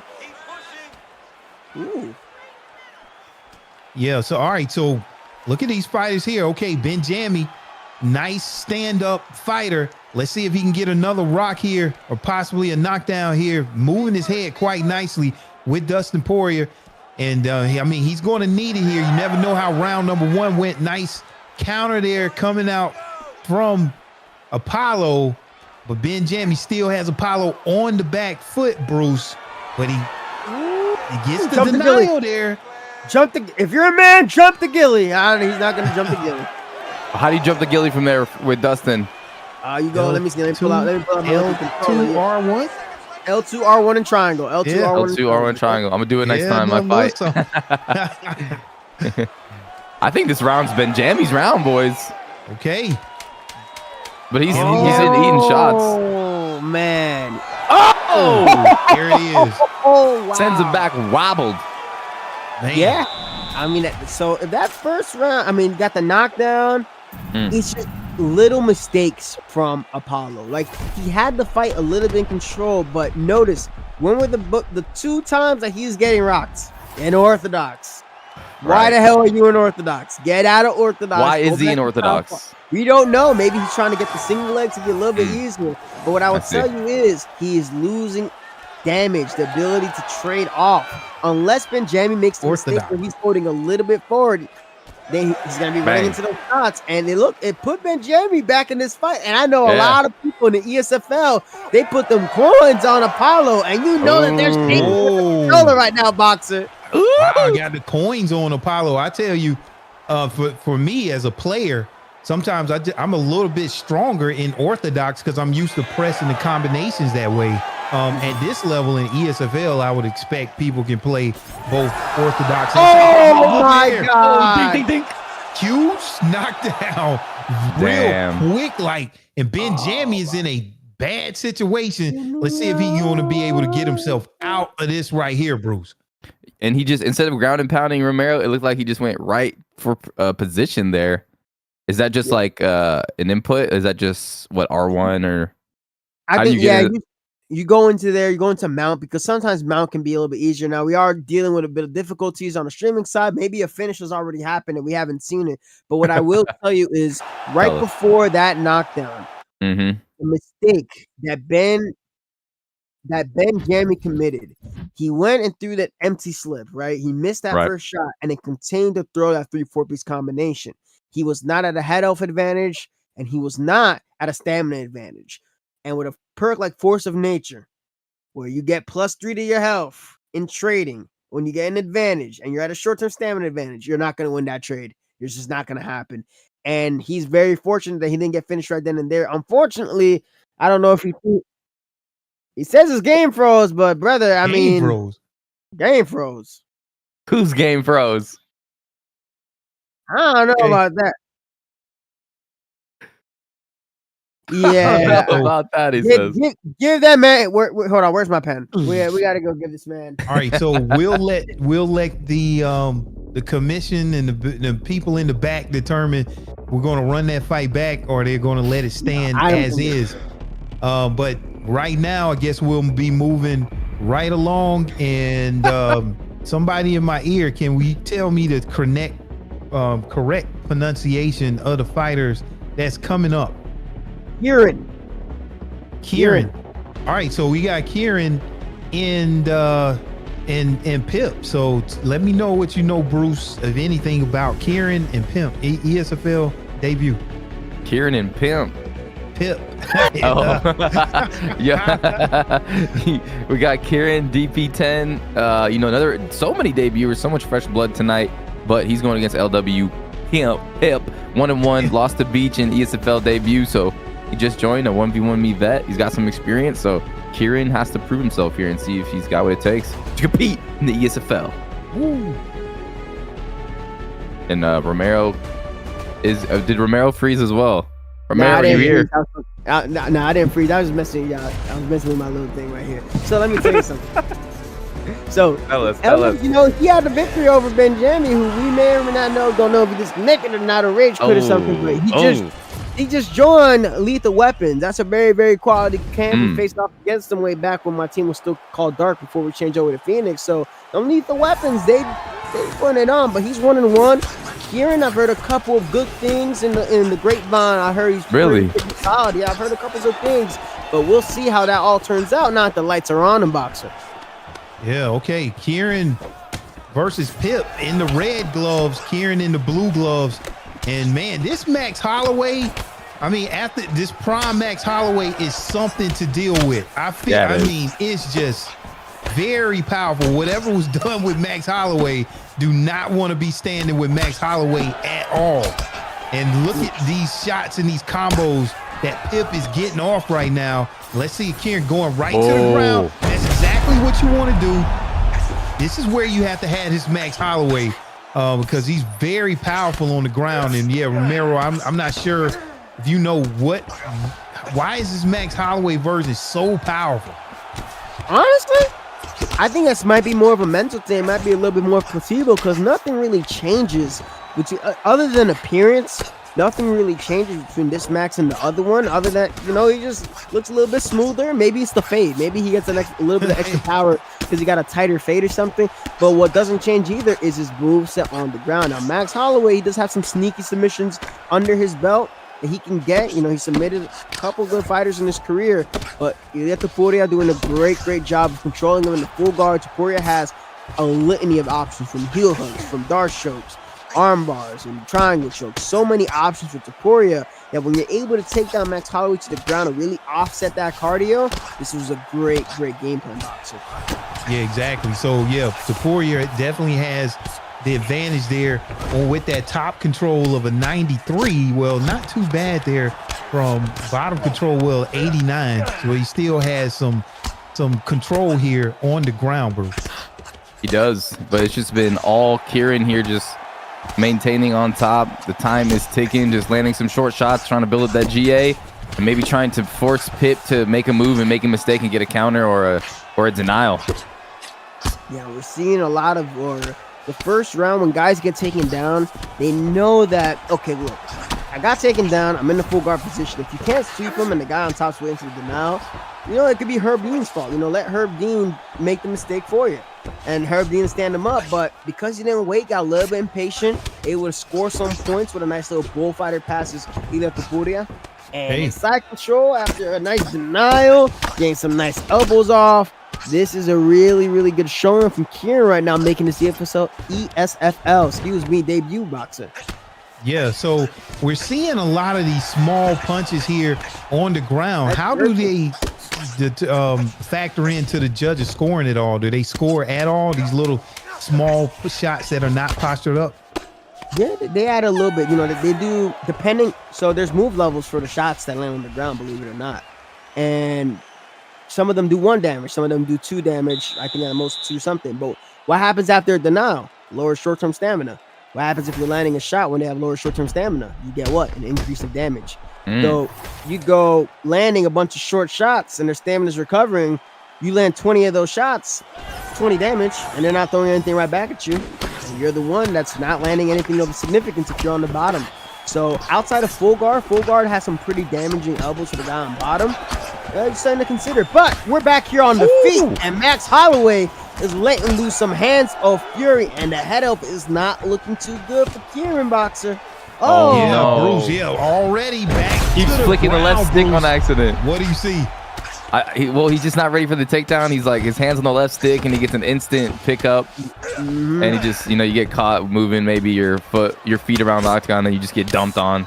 So yeah, I mean, Kieran doing a great job of getting these takedowns, getting Max to the floor, especially after Max landing that straight lead hook really fast, and now full mount. This is not where you want to be against the Topuria player here. Nah, absolutely not. Especially because he has a level 3 armbar. Those things are dead. Oh! Rock. He's gonna posture. He's gonna go for it. What did I tell you? Yep. That's the meta. That's the every meta. single time. We're seeing that's the meta now. Yep, that's the meta now. I will say this though. I would prefer, and I'm just telling EA, I would much rather that be locked behind level 3 armbars. Exactly. I don't want it to be level 1 and 2 guys being able to do that. We gotta give a little uniqueness to it. You feel me? But in this case for Topuria, it's the right call. It's right, yeah. It's the right call because now he's working them very similar to Topuria smashing Bryce Mitchell in such a way. The blocks that are Max Holloway is going away, and this is where in UFC 4, UFC 3, guys like Max and Connor were like, you went against one of them, it was GG. Now with the likes of Topuria, look at that head elf. Look at that mount. Yeah, It might Mount be- with Superior. This is just a matter of time. Yeah. And Herb Dean step in. Herb Dean fault. Man, Damn, Just the Mount is a- dominant right now. yeah, dominant performance there. I But I'll mean, tell now you. when you get in the Mount, Sheesh. what is the best strategy if you find yourself on the bottom to get out? Because now you get a lot of players, you know, they're frustrated. They're on the bottom. They don't know how to get out. Yeah, So, man, what do you What are you do? doing there? Teach us, man. Man, there's only a few things you could really do. I personally think that a couple of those escapes should be sped up for the person on bottom, just based on how certain things work in jiu-jitsu, because you don't really see a lot of people get held in mount. But what I'd like to see is that when you're in that mount position, you try to undeniable fake, right? And then what you're looking to do is you undeniable fake, and then you don't transition right away. You look to deny their transition, the person on top. Because if you deny the transition at least 1 or 2 times, that puts you at a decent short-term stamina advantage, and now you have a better shot of transitioning out, getting into the half guard, and now it's easier for you to even sweep them because their stamina is probably still recovering. But mount is just a tricky position to get out of, and if people now, with this system of the grappling, with TBS now behind it, and lots of reps of UFC 2, 3, 4, and now 5, and that similar system on the ground, people got their reps in and denying those transitions, escaping from mounts. So Romero, are you careful. saying we got undeniables from the bottom position? Damn right. Ooh. Bruce, we gonna have to run it back. But okay, now, wow, we get some gems, dropping some gems here. Going into fight number 7, getting sparked. And it's fighting the one, the only Trixie. Bruce, tell me what you know about both of these fighters. This is a huge opportunity here for getting Spark to fight a big name. I mean, Trixie has been just dominating the scene, but recently, in this season, it's been a little bit of a struggle. He's been fighting quality opponents, but he's 3-4 right now. He's not happy with that record, so he's very focused in his last fight. I believe he defeated EK Maseo, so he had a great win. But, getting sparked here, Romero, do you know about this up-and-coming guy? I mean, this is a huge step up for him in competition. I mean, I don't know. I mean, his name seems familiar. I don't know. He got to win over M-Town's Finest, which was a good win. I think I was commentating that card. I saw Trixie when he had to come back and win. Like he had to come back and win. He I remember. had a tough fight because he was at risk of getting put on the chopping block. You know what I'm saying? But Trixie came back. He's on a nice streak now. And this is a very important fight for Trixie to show that the old dog still got some good tricks going. So we'll see if getting Spark is going to knock out Trixie, or is he going to Spark himself in boxing? Okay, yeah. Now I'm expecting a nice stand-up battle here. Man, getting Spark there. Nice teeth there against Trixie with that Robbie Lawler. We know the power in the hands of Robbie Lawler. And look at these combinations already coming out. We seeing some 3-piece, 4-piece combinations early. Got to be careful of that, Bruce. You definitely do. Both guys looking pretty sharp right now, but Trixie taking the control, putting the pressure, but getting Spark throwing some good straight lead hook counters here. A lot of leg kicks, Romero. Lots of leg kicks. What I want to see Trixie do is see that calf kick from Leon Edwards is super fast. You're seeing a takedown from Leon Edwards. But notice the way the narrative of the fight is. The first Leon Edwards and Robbie Lawler fight, it went just like this. And part of this is because Leon Edwards is extremely solid fighting off the back foot. But we saw the Leon get knocked out because he put himself too close to the fence, right? Backwards to the fence. And then when he lashed out, he threw a 3-4-piece combination. And we're seeing that happen. It's almost like it's replaying itself just on the opposite sides of the corner. We're seeing the pressure, calculated pressure from Trixie. Maybe he might get rocked. Maybe he won't. But look at the head off now. And now getting sparked, he's feeling that pressure. Like he showed his cards early, the 3-4-piece combos. Look at how methodical Trixie is right now. He's going 1, then 2, taking his time. Then he goes to his 3-4-piece combinations now. Yeah, and another thing that I like what I'm seeing Trixie do, he's able to land these combinations when his opponent there, huge knockdown. They're coming out from Trixie. Man, starting out, got a knockdown. Yeah, but whenever you throw those kicks out of range, that's when Trixie's able to land that combination. And then a powerful punch there coming out from Trixie, just in total control here, Bruce. 100%. He's just coming in, tagging him like Romero said, and choosing when and where he throws these perfect combinations, and he's just not there to get hit. It just seems like he's in his comfort zone, and his opponent just really not threatening him with anything. Yeah, it's hard to defend. Like, you know, it's harder. I see that he's trying to initiate some grappling, some takedowns. Very hard to do so. Commentator Chris, I'm telling y'all, bro, it's real. It's real. No! He's going to stack. He's going to go to stack, and he's going to probably finish him right here. Oh, my God. Wow. He tried to throw when he was rocked. Wow. Yeah, he's wild, man. Yeah, this is what I talk about when players lash out. And you got to be honest with yourself when you're dealing with footwork style of pressure. Ooh. Look at that. Beautiful hectic. Okay. Oh, but look at that. Gets too overzealous. I think Trixie is going to get the finish here, and he does. Man. And that is the difference between a seasoned vet right.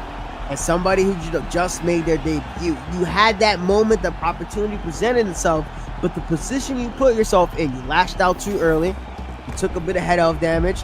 You're trying to do things that you're seeing other high-level players do, but you're not really adopting that into your style. You're just mimicking. And when I'm seeing you going for these takedown feints with Leon Edwards, brother, you might as well have been better off choosing Kamaru Usman if you want somebody to respect that. But it was a good effort. Very true, very true. Yeah, it's a lot of players that they mimic, and it gets them success against a lot, but against the likes of a veteran like Trixie, he's seen it all. And he's able to get that victory against a tough opponent, finishes him in the first round, and he is back on track boxing. Yeah, you have to be careful. So what we saw there, when Robbie Lawler, when he gets his rock, his stamina shoots all the way back up to max. I'm not sure what perk that is, but Leon Edwards doesn't have that. You get a rock with Leon Edwards and you push that gas a little bit too much, then now you can get caught is exactly what we saw there. And like you said, man, just all that experience with Trixie, understands these little nuances and was able to get that huge knockout there, knockdown, and then right there to the knee on belly for the knockout. Great fight there, a lot to be learned. So now, okay, let's move on to the 8th fight of the evening, and we're looking at Jericho versus Ozzy Kid. And what do you know about both of these fighters, Bruce? 21 ranked EK Elite Kings Jero defeated JKB in his debut. He is a sniper. He's got sharp timing, but he's going against Ozzy Kid, and Ozzy Kid has a plethora of experience. 4-2 in the ESFL, 6 in number 4 in UFC 4, 6-1 in 1v1 competition. And I mean, he already won his debut against Slink. He lost to S2 Caliber though. He's got heavy pressure, nastiest 1-2. He loves to play Nick Diaz. We'll see who he decides to play tonight. Looks like he's going with Nate Diaz tonight, boys. So he loves the Diaz brothers. He definitely does. He loves the Diaz brother. That's like his favorite thing now. If he's going against, now I call Michael Page the evil noodler. The reason why I call him that is that he got that special taunt where he be noodling his arms and stuff, and it's something that can get into the heads of your opponent. You got two of the best taunters in the welterweight division. So what we're gonna see a lot of, Ozzy Kid is going to take in a Nate Diaz strategy where Nate don't really be checking kicks like that. He does check them occasionally, but what he's gonna do to take away the kicks is boxing pressure. And we already see Ozzy Kid is taking up the center, working in those boxing combinations. So how is EK Jero going to be able to utilize the skill set of Michael Venom Page boxing? Yeah, so one thing I saw already, Michael Venom Page, 97 head movement.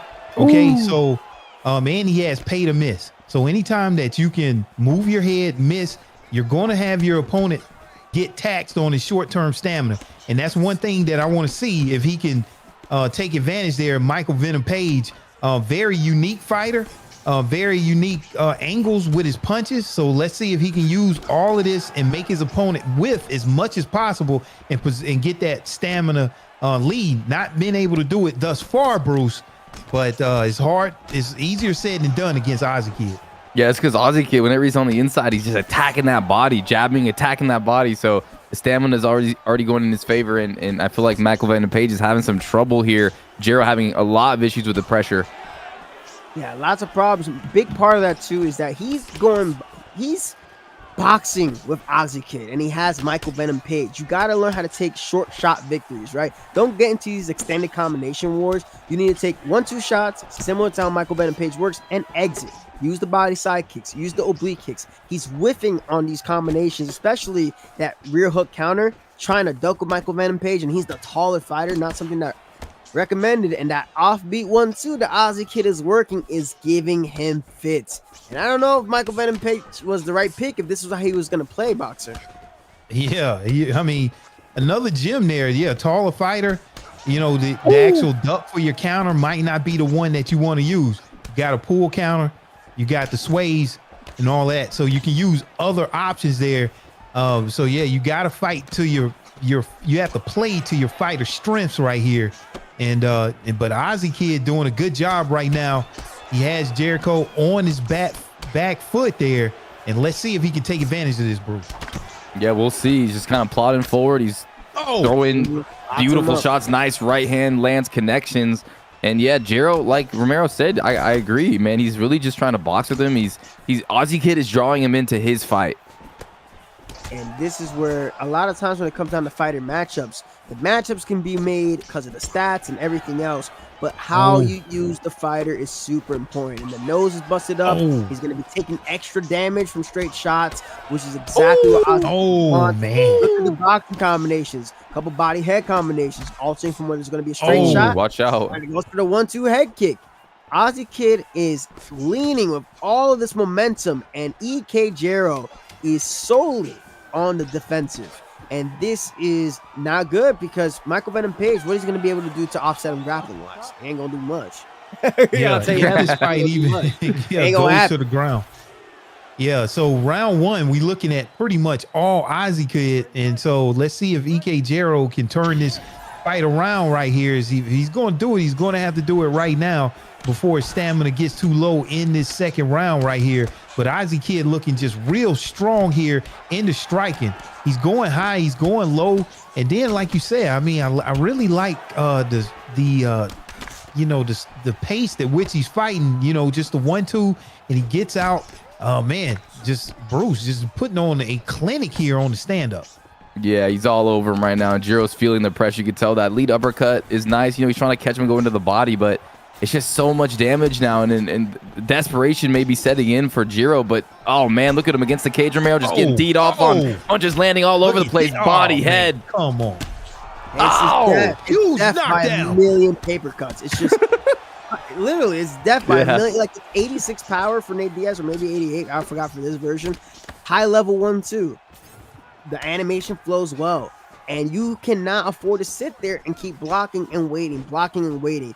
He's doing himself a disservice with Michael Venom Page because he puts himself in these boxing positions. He's ducking with a taller fighter, and he's not circling laterally. He's meeting all these boxing combinations for Ozzy Kid. And Ozzy Kid is putting on a dang clinic. This fight's about to be over, and it is. Beautiful work from Ozzy Kid. And when we talk about utilizing fighter strengths, we've seen a couple times this card. People are actually using their fighter strengths as opposed to just fighting with a fighter almost as like, it's just another reskin of another fighter. This is somebody who has hours and hours upon hours with Nate Diaz. He knows exactly where Nate Diaz needs to be. And you got somebody like Michael Venom Page, who's a kickboxer, who has no grappling threat, that's only going back and forward and not moving laterally, not attacking your body, and overextending. Bro, that is a cakewalk for Nate Diaz. And Ozzy Kid is able to get a finish in round 2. Great job, Ozzy Kid.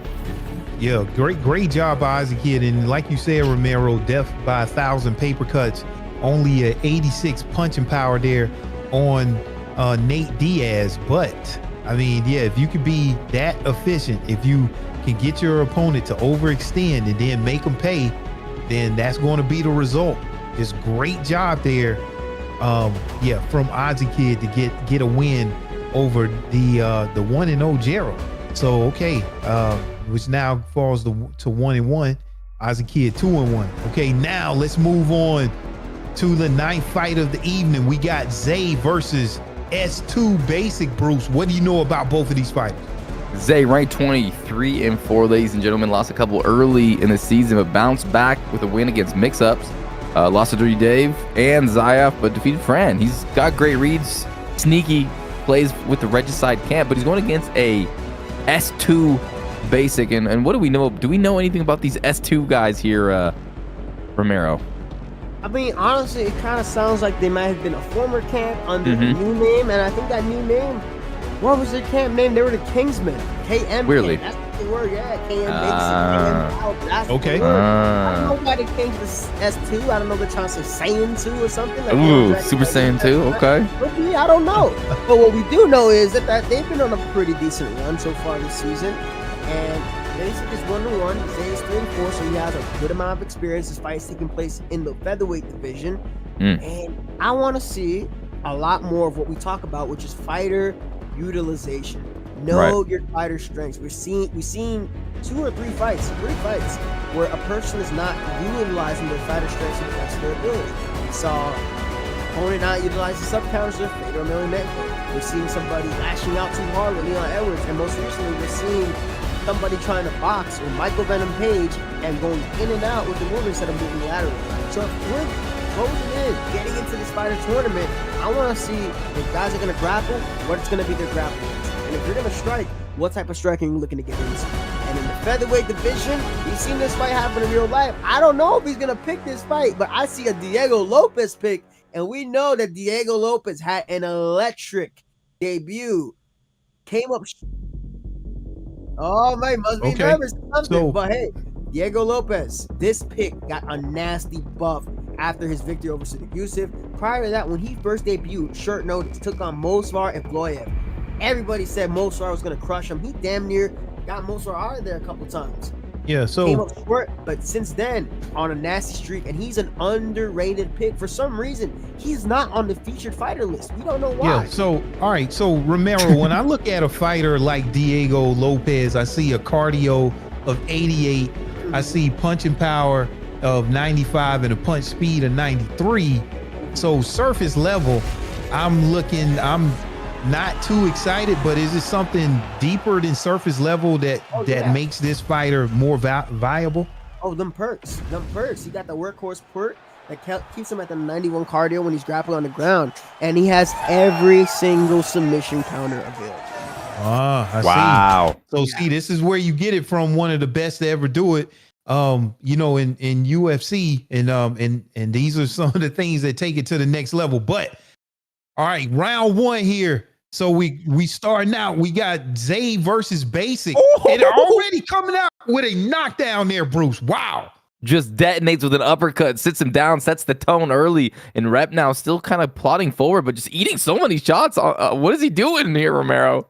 I mean, the 95 power, Diego Lopez, that's the big change for him, because you can trade off a little bit of that cardio in a 3-round fight if you can land in damage, right? Every time you get hit, you're taking a little bit of something. And because of Diego Lopez's submission threat, we don't know if this Mosar player does he feel confident in himself that he's actually going to try and take down Diego Lopez? He probably should. He already got dropped, but this is an MMA bout, and he's seen here going block for block. Beautiful. Ooh, nice. Here it is. Takedown. I haven't seen that in a while. That is a great way to change the direction of the fight. But remember, he's gotten knocked down into the mount position, though, boxer. Wow, yeah, into the mount position, and this is not where you want to be. Bottom control of a 94, Lopez, but wow, look at these shots here, raining down from Zay. Just doing a good job there, Bruce. Yeah, Zay getting some damage there, and now they're grappling, back trying to really get out of here, basically trying to get out of the bottom position, and he gets the full guard. Good job there. Denied. Yeah, denied that there. Now, another thing, too, is that Diego Lopez, you guys remember back in the good old days of UFC 3 and 4, where when people transition left and right, they'd be able to hit a certain reversal and you end up in their guard? Yep. There's a way to do that. Diego Lopez has access to that. Will I tell y'all? I don't know. We'll see if y'all deserve it, but there's a certain way to do it with Diego Lopez. And either way, he's able to find his way back up on the feet. He's ahead on damage with the knockdown. He also has some pretty nasty clinch strikes. I believe a lot of his clinch strikes are sitting at 3 and 4. And if you start to mix in the clinch with Diego Lopez, the strikes with Diego Lopez, and then you take the fight down to the ground, I would love to see Diego Lopez W. He gets rocked here bad, and it is one of the longer rocks that I've seen so far today. There's a takedown attempt, and Juan so takes him down, boxer. Yeah, see, now this is where I'm looking at. So Elov has workhorse and grinder. So anything that comes to grappling, he's going to be, winning that stamina battle. And so maybe, he can turn this fight around from that early adversity that he suffered here. Both fighters here have suffered a knockdown right in this round. So so I'm not sure who's gonna come out here on top in round one. No, I mean, there's no knockdown for Evloev. He rocked him. He didn't knock him down. He just got a rock. Okay. Yeah. Diego Lopez got that knockdown. But we are going to see a little bit of that cardio is going to come into play, right? I don't know. Does Diego Lopez have out the gates? I just don't recall that one off the top of my head. If he does, he does. If he doesn't, that might be a factor too. But guy rocked at the end of that round, stamina disadvantage. You got to play a heavier shot game. You don't want to play throwing these 3-4-piece combinations because now you see that's taxing his cardio boxer. Yeah, so Diego Lopez does have out of the gates, so he's going to consume less stamina during round one and round two. So you want to get it done early with Diego Lopez, bros. And Diego Lopez gets that denial, and now just doing some good damage here. Oh, nice shots. Taxing that head health. And he's going to flip him off. Job again to stack. He has to be careful. He can get into the clinch. But those ones and twos, if you eat a nasty 1 or 2 and then into an uppercut, it will rock you. And one slight disadvantage that Diego does have is that he is a taller fighter. So it's harder for the taller fighter to be ducking around. And we're seeing Mosfar is getting a little bit confident. See that pressure? Diego's now the one lashing out. Another opportunity for Diego, but gets denied. Massive stamina advantage. Takedown, but no takedown. No reshot from Diego. Both of these gentlemen are showing racking him with that right hand. Cracks him. Nice right hand. And I just like just how he's moving his head right there from Zay, just doing a good job here. But man, look at that stamina there on basic there. He has to be careful, especially going into this end of this round too. I mean, now he's going for a takedown, but I'm not sure if that's what you want to do. When his opponent has so many of those grappling perks. Woo! And you're right. It's interesting. And it's just like basic, just walking him down since the beginning. And when he was fresh, he was eating a lot of damage, but now it's just like, it's all ineffective. The takedown is ineffective. The striking is ineffective. He's just low on stamina now. And this was something that he did to himself where he ducked that shit. Nice, though. So that Diego Lopez pick, it's another example of what do we talk about? Utilize the fighter the way you're supposed to. And he did not do that. And look at how bad this stamina advantage is. He needs a submission if he wants to put himself in this bout. Because right now, that first round might have been close. But this is a massive, massive short-term stamina disadvantage to have. Going into the Neon Belly, if he gets a rock, he could probably go for the armbar. Might go for the finish with the ground and pound. Unable to do so, but there's 50 seconds left. Might posture up once more.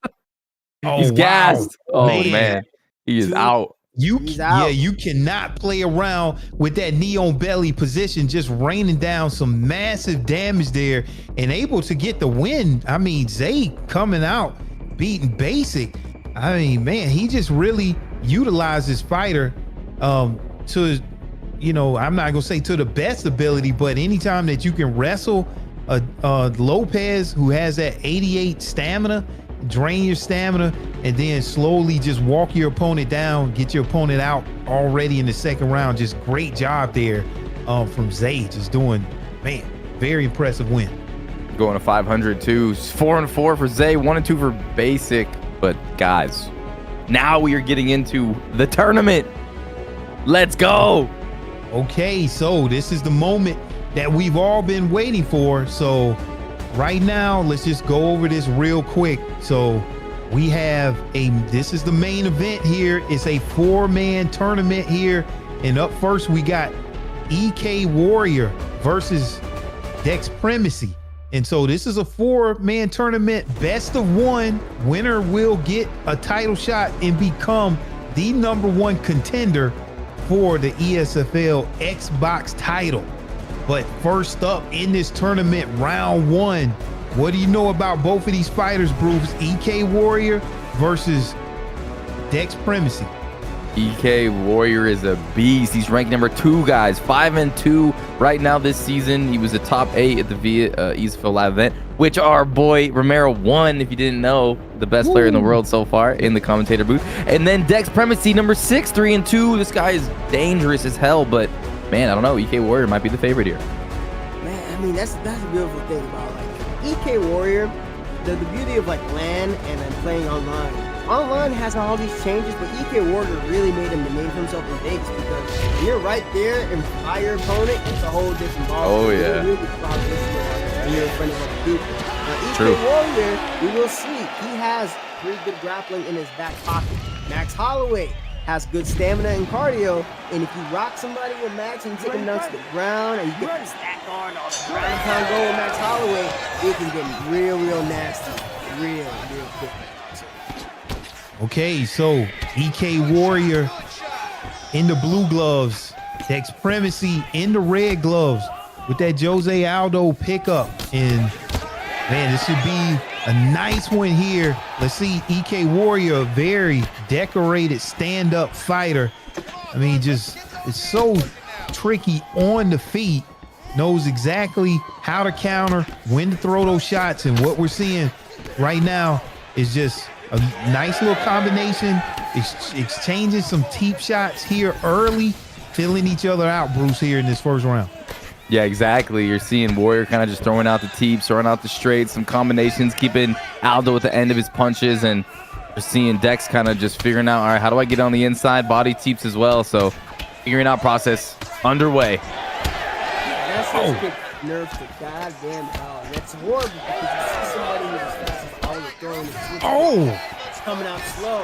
And look at that sequence. This all started off because he tried throwing those 2 kicks in close range. And that was a phenomenal job of crowding. With Jose Aldo, you're going up against these higher cardio fighters. What you need to do is focus on 1 or 2 shots before you start learning those 3 4 piece combinations that he's known for once he gets comfortable in the fight. Now the stamina's looking similar, but Max is supposed to be a little faster in some exchanges, although a little bit on the other end.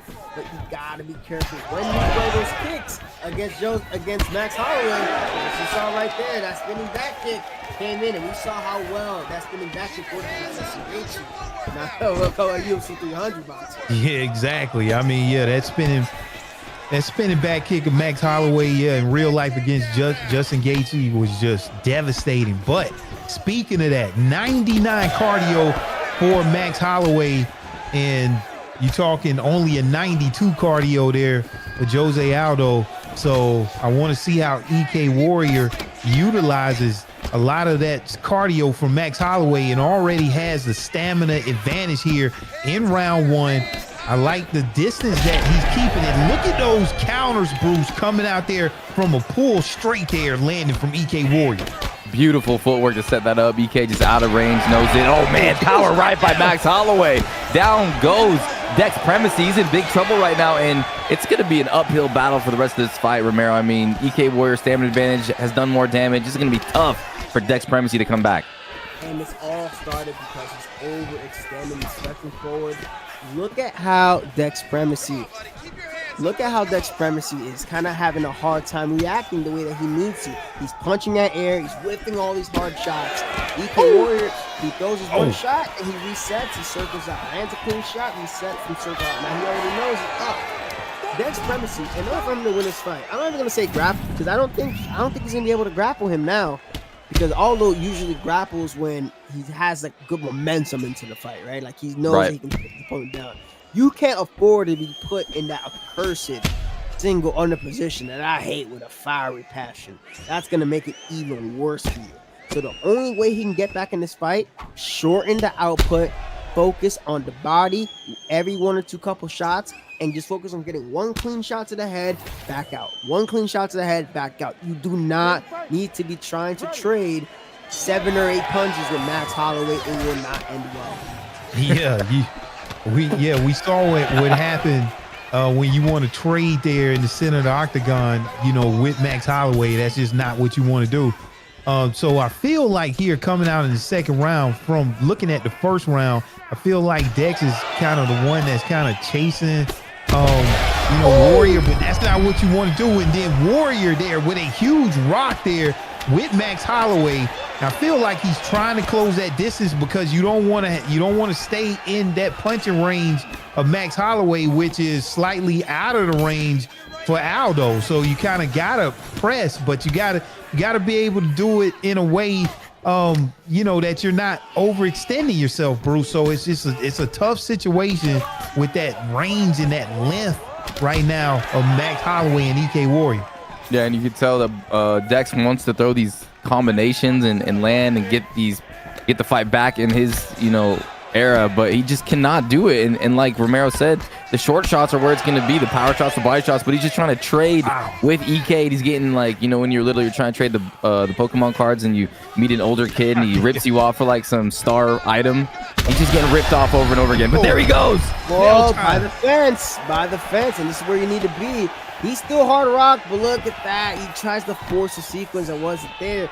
That could have, I mean, he got the rock, but he's also been rocked before. But look, notice right there, and those three-piece combinations, he's still holding forward on that left kick, which is why that EK Warrior is landing that cross counter every single time. And what that does, even if you're not getting the rock, it busts up the nose. He's slipping his head, mistiming a lot of these shots, and he's just getting met with another hard cross.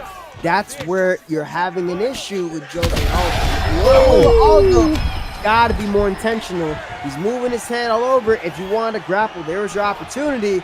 But the time is ticking away outside of maybe getting some type of crazy flying knee. Oh, huge knockdown. I think time is going to come for Mr. Dex Primacy, a.k.a. Blood Clotted against EK Warrior. Oh, now Warrior is very comfortable getting a lot of rocks almost on every shot that he's throwing, getting knockdowns here. I don't know if it's going to make it out of this second round here. And another knockdown by EK Warrior, just really pouring it on right now, showing his Warrior spirit here. And can he get it done? And that's all she wrote, Bruce. Good night, sleep tight. And there it is, Warrior rank 2 coming strong, now 6-2, moving on to the next round of the tournament. And he made that look easy, guys. Yeah, wow. I mean, I mean, EK Warrior, just a very dominant striker here. He moves to 6-2 here and getting it done against a very strong Dex Primacy that moves to 3-3. And now EK Warrior goes to the second round in the finals of that tournament, and they will be fighting either the winner of EK Mix-Up or S2 Caliber. So you could have a situation where you have two EK opponents here in the finals, but we gotta play the game first. Yep. What do you know about both of these fighters? EK Mix-Up versus S2 Caliber. EK Mix-Up's ranked 3-4-2. He's on a 2-fight winning streak against JC21 and S2 Intro. So he's got some experience defeating these Super Saiyan 2s. But EK Camp, and then number 5, S2 Caliber 2-0. He's undefeated right now. He's tasted gold in prime time. He's been in ESFL title contender, and now he is here in this season to take out Mix-Ups and get to that title shot once again. And there it is, Romero, Dricus Duplessis versus someone I didn't see. Dricus Duplessis taking on the Robert Whitaker. I believe this is the one that had won against Yoel Romero, right? When Yoel Romero had missed weight. So Dricus Duplessis, we don't see a lot of people choose him. Despite him having a really good arsenal, he has a bunch of crazy kicks that not a lot of people expect. But Mix-Ups, we're using Robert Whitaker. High-level jab, high-level body kick, high-level lead hook. That lead hook is a nasty lead hook for Robert Whitaker, and it already kicks off a rock. To keep things going, Robert Whitaker also dances pretty well from the outside. He has some nasty calf kicks, and when you're playing that outside karateka type of game with Robert Whitaker, the fight can really steamroll in your direction, boxer. Yeah, exactly. So this is that UFC 255 version of Robert Whitaker, a very fast opponent with his hands, has fast hands perk, and also a 96 punching speed. So very effective on the feet. So if you want to get it done standing with the boxing, Rob, this is definitely the fighter to get with this Robert Whitaker pickup. 100%. He's so fast. He's so damn powerful. And you can tell Mixie's just really worried about the leg kicks and the takedowns. And even fakes his own takedown and lands because of it. Had a good check earlier, but that boy Mixie looking good. But Caliber kind of settling in a little bit here. Yeah, and I think another thing too is that oblique kick is a really high level for Robert Whitaker. You start to get some damage on the leg. You take away some of the grappling options. And he's kind of playing a game where he's going to trade off a bit of stamina if it means that he can get off the damage that he needs. He lands a nice little cheeky outside slip rear hook. And you notice that he's doing a good job corralling his opponent in, having him meet the punches. Look at the ring generalship from Mixie. Look, notice where he's staying inside the inner lines of the black octagon. He's not trying to get pushed past that point. Anytime he gets pushed past that point, he's going to make sure that he's going to take his opponent outside of that range. And now he's going to fire off some more combinations. And it's just a really, really good example of great footwork boxer.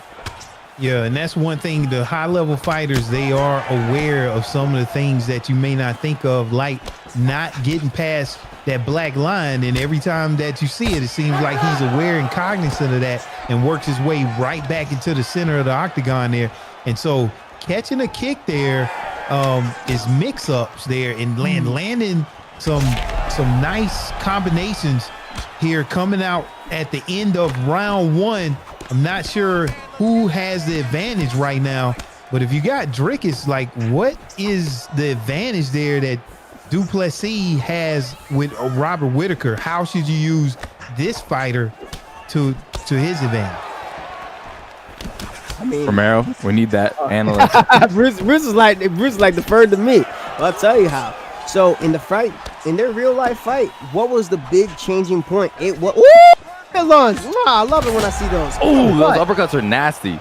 Nasty uppercuts. But you need to get to the ground and wear down Robert Whitaker. Robert Whitaker was in control for the first 3 minutes of their real life fight, and everything changed when Drickus du Plessis got himself a nice hip toss, ended up in the side saddle position, and started raining down elbows, put that pressure on him, attempted a little bit of a Darce choke, threatened it, got back to the ground and pound.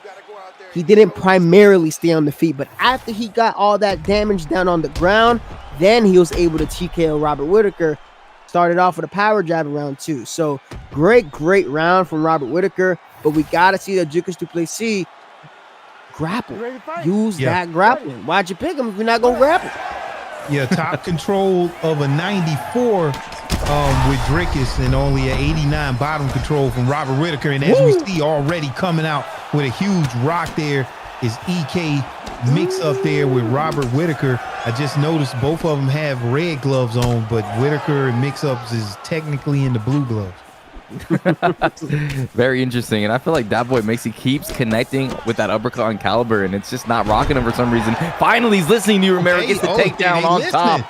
Okay. But he missed an opportunity there. So Drickus du Plessis has a high-level Darce choke. When your opponent tries to go up in the bottom half guard position, you can go L2, R2, and up, and you can get the Darce counter. And that would have done a nice chunk on the stamina of Robert Whitaker. Now, if you're here in top position, you don't want to lose top position with Drickus du Plessis. A great thing to do is, instead of trying to go for these regular transitions or try and take the back, use the muscle modifier. Yeah, sure, it's going to cost you a little bit of stamina, but you already have a stamina advantage. You might as well use it. Otherwise, Herb Dean's going to step in and stand y'all up, and that's what's going to end up happening, boxer. Yeah, you can't take that stamina home with you, so you might as well use it, leave it all in the octagon. So now you get stood right back up where Robert Whitaker and mix-ups has the advantage here, but you kind of want to find yourself back on the ground and try to keep it there and get some control, Bruce. He needs to, because he's getting popped, and that head health cannot take too much more damage. Oh, but here we go. Big uppercut lands. But Dapo able to pull it and stay out of the real danger there. That was a great example of like their. So I'm not too sure. Maybe does Drickus have carved of wood? Because if he does, that would make sense. If he had why that trade worked out in his favor. If not, then just maybe because of his damn chin. Yeah, no carved of wood. The perks on du Plessis, crazy legs, wake up call, light glue, laser focus, and workhorse. Oh, wow. That's crazy, because usually with that much head health, you think it'd go the other way. But we're seeing the long-term head health of Caliber. It is not looking pretty. So he's going to need a massive exchange like that to pull himself back in the fight. And something that he's not reading right now is that every single time that Mixie goes for a combination, he's inside slipping, inside slipping, inside slipping. You can attack the legs there. You can go for a body team. Or you can get a takedown.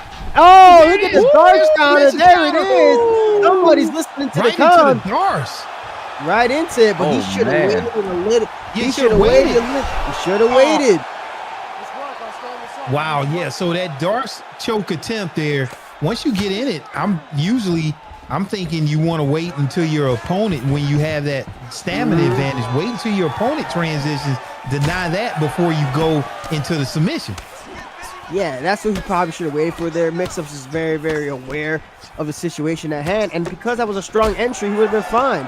There we see a little bit of 1-2 action, trying to chain it into a slip. Ooh, nice knee. This is interesting. I mean, the stamina is depleting, but the damage has been done. Round 3 is going to be intriguing. That's a round 2 where the momentum seems like I'm leaning towards a Robert Whittaker finish, right? Right. Yeah. But because all the head health is damn near gone off of Rodriguez. But if he gets another takedown, gets into the mount position with that much of a stamina lead, he might put himself in a good. You see, like he needs to. Those are the opportunities where you shoot. You got somebody trying to throw these Tekken combos at you. You gotta let them know, yo, this is MMA. Take them down. Change things together. There he tries to go for the same shot that's been working before, but it's no dice. Can we eat so many of those too?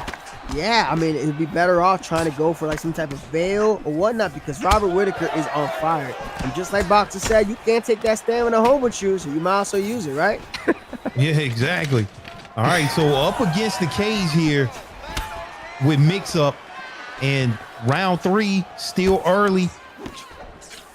Needs to get it done here to see if he can get a takedown there. But man, just look at how, I mean, Caliber is just throwing these hands. He's just letting these hands go. And I think that's what might win him this fight if it keeps going the way that it's going right now. Getting a takedown there, it's going to take some stamina to get back up to the feet. And then, man, nice time punch there, coming back from Mix-Ups there. Huge uppercut there, Bruce. Can Mix-Ups keep it going?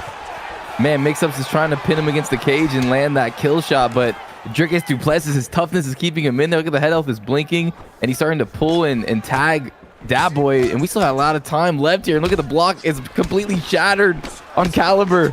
Oh yeah, it's just a matter of he needs to read that he's doing this slip every single time.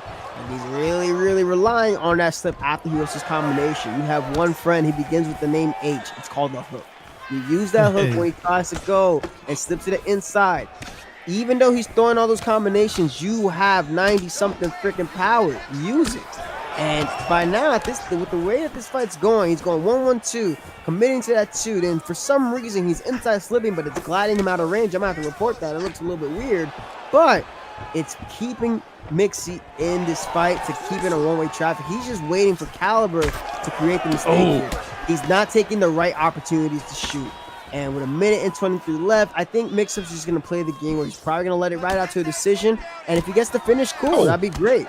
That was close. Another 1-1-2. No shot opportunity taken there from Dricus Duplessis.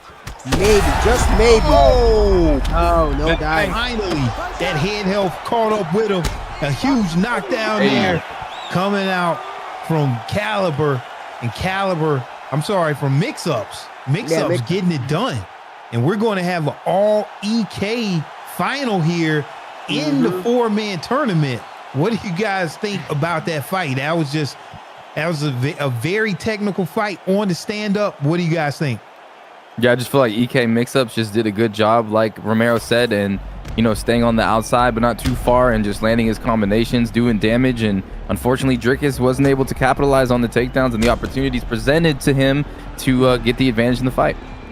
Yeah, it's just he had his moments where he got the rock, but if you're gonna look to only strike, then choose somebody that's mainly going to strike. I mean, the grappling opportunities were there in abundance, but just wasn't able to take it. And Robert Whittaker, once he saw that his opponent was freezing and waiting on him, he was able to let loose more combinations because he knew the shot wasn't coming on time. And there he goes in the finals against his teammate EK Warrior. That one is going to be a hell of a banger. All right, so man, so we've seen 10 fights today. And then we've seen the first round complete here of our 4-man tournament. Does any fights really stand out to you all right now so far has been like the fight of the night? Ooh, that's a hard one. There's so many good fights. Fight of the night. Romero, what do you think is fight of the night? If you had to select, Romero's got a great memory with these. I mean, I'd say Evo. I like these fights. Vanilla Gorilla showed out because. Oh yeah. I think he had the right dance Evo. partner to go against, right? Evo had the right dance partner, skill set wise. He was able to showcase a lot of facets of Tony Ferguson that I like. I love the combination. I think out of all the fights, he showed the most variety.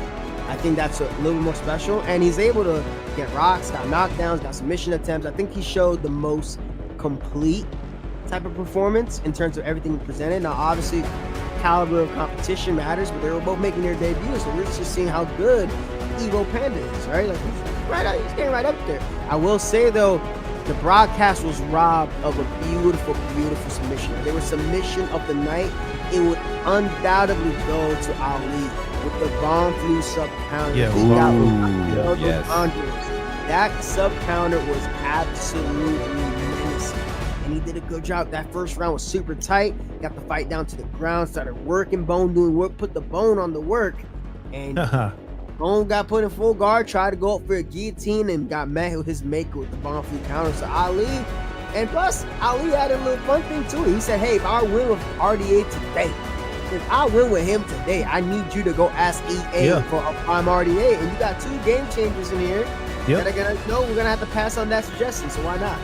Gonna have to pass it on. I mean, they no telling. So we'll see. So had a lot riding on the line. So let's talk about a little bit about this main event here. So, you don't see this every day. You see 2 fighters in the same camp going up against each other. Means that they're used to playing each other. They train together. They work together.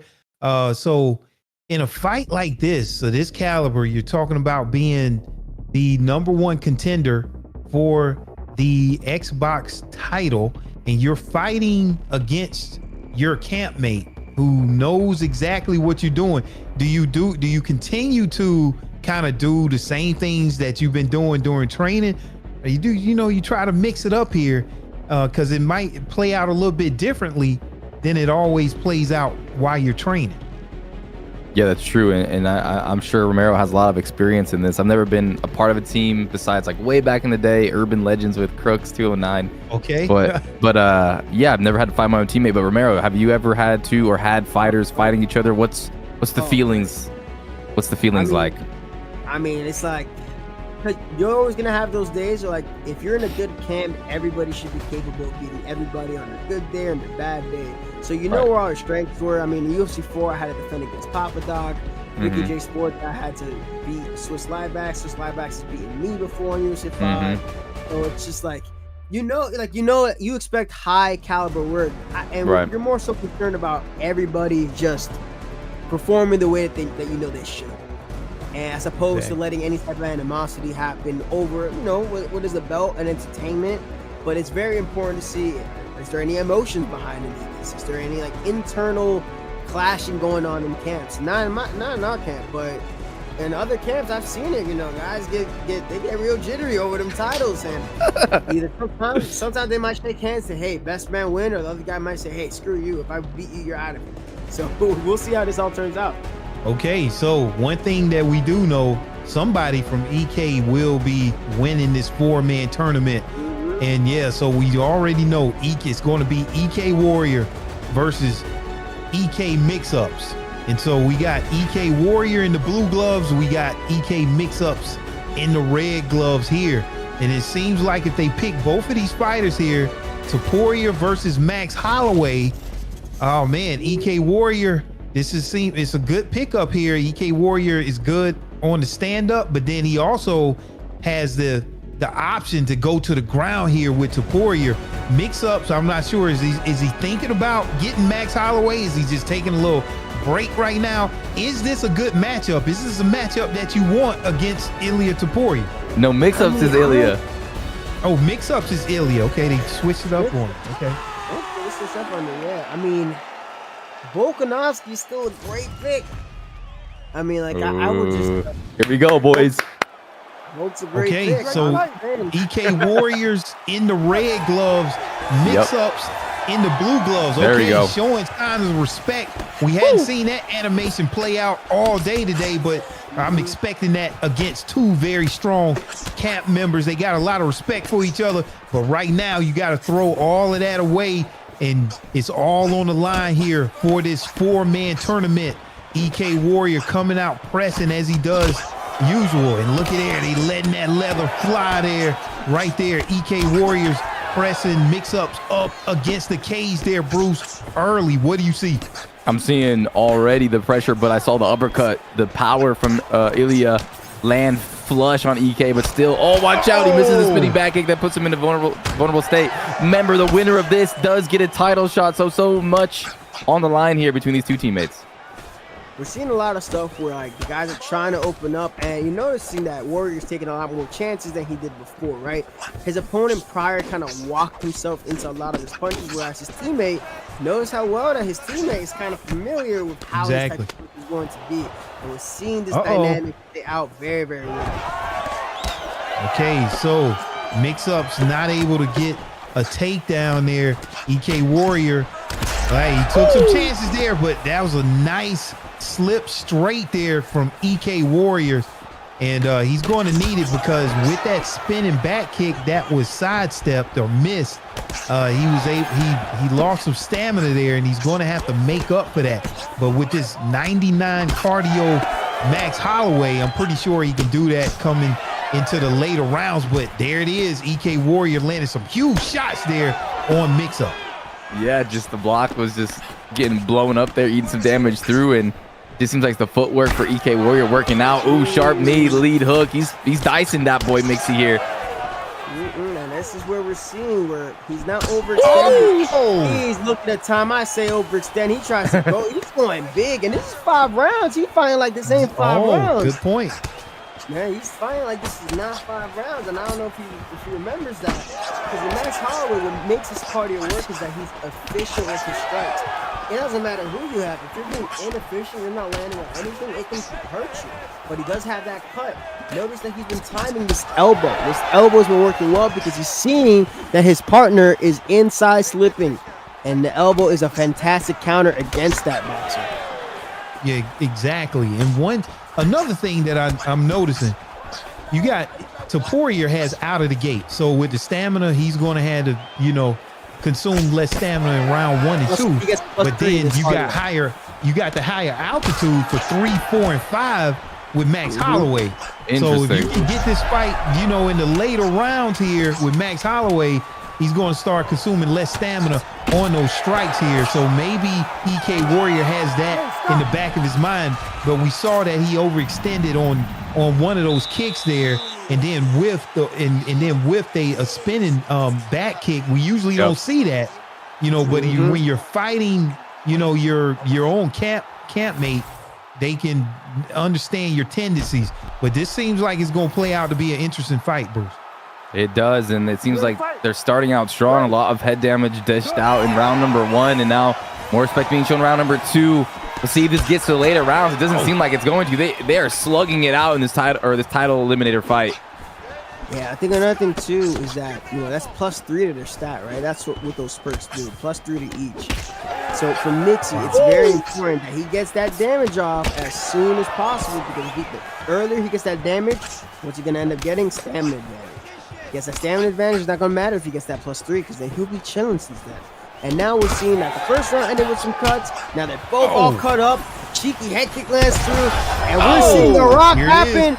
EK Warrior, he's pulling through against his teammate here, Doctor. Yeah, just a pull for pull for pull. Nothing landed there, but huge shots being landed with mix-ups right there, but not before Warrior could get that rock off with Max Holloway. And man, here it is, Warrior in this second round. He gets knocked out. Nasty. Not Good even out of defense. nowhere. Wow, great defense, but he should have stayed down. He should have stayed down because that should have let his head off recover. What happened there was, I don't know if it might have seemed like a kick. It kind of stopped for me based on what I'm seeing. Looked like he tried to go for some type of kick, got caught up with the short-term stamina being low. And now, notice something. You see those icons? You see those icons? Oh, yeah. They affect the short-term stamina regeneration. And unlike UFC 3, unlike UFC 4, when you try to throw, when those icons are on, you put yourself at a higher risk of getting finished. And EK mix-ups sends down the Warrior. Wow. Costly mistake. Got too overzealous to try to get one back at his teammate. And mix-ups is able to mix it up. And now will he be able to change things around against the champion, Fadanator, when he gets his start? Wow. Was not expecting that. Mix-ups just turn things around there against Warrior in that second round. And as you mentioned, you got to watch out anytime that you get damage that's going to affect your stamina.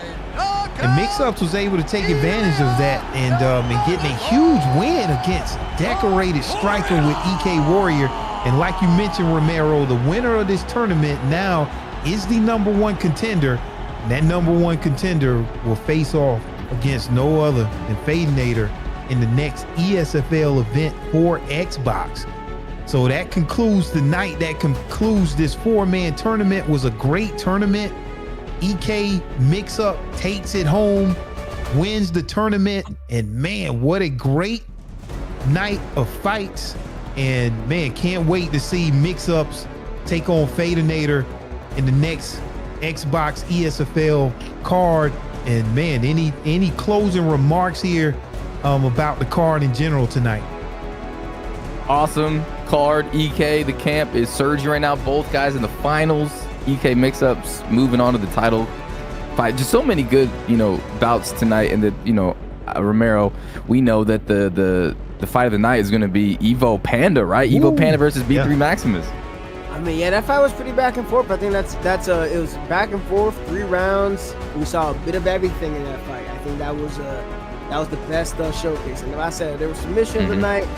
Submission of the night was gonna definitely be Ali. Yeah. If there was KO of the night, man, that Robbie Lawler from earlier. Oh yeah. Yo, that was a beautiful counter. He was able to nail it. I believe it was what was it, Jack Hanna? No. Was it Jack Hanna? No, Smashy, right? Smashy got that beautiful KO. Jack Hanna started out with a lead, got too overzealous, and nailed with a beautiful counter and left hook from Mr. Smashy. So those 3 fights, those 3 fights stood out to me. KO, submission, and just an overall dominant MMA performance. Exactly. So there we go. We got fight of the night, knockout of the night, and submission of the night. So with that, it's been a nice card, a nice event. Can't wait till the next one. But other than that, any other closing remarks from you guys? It's been a great fight, great card, and see you in the next one. Peace.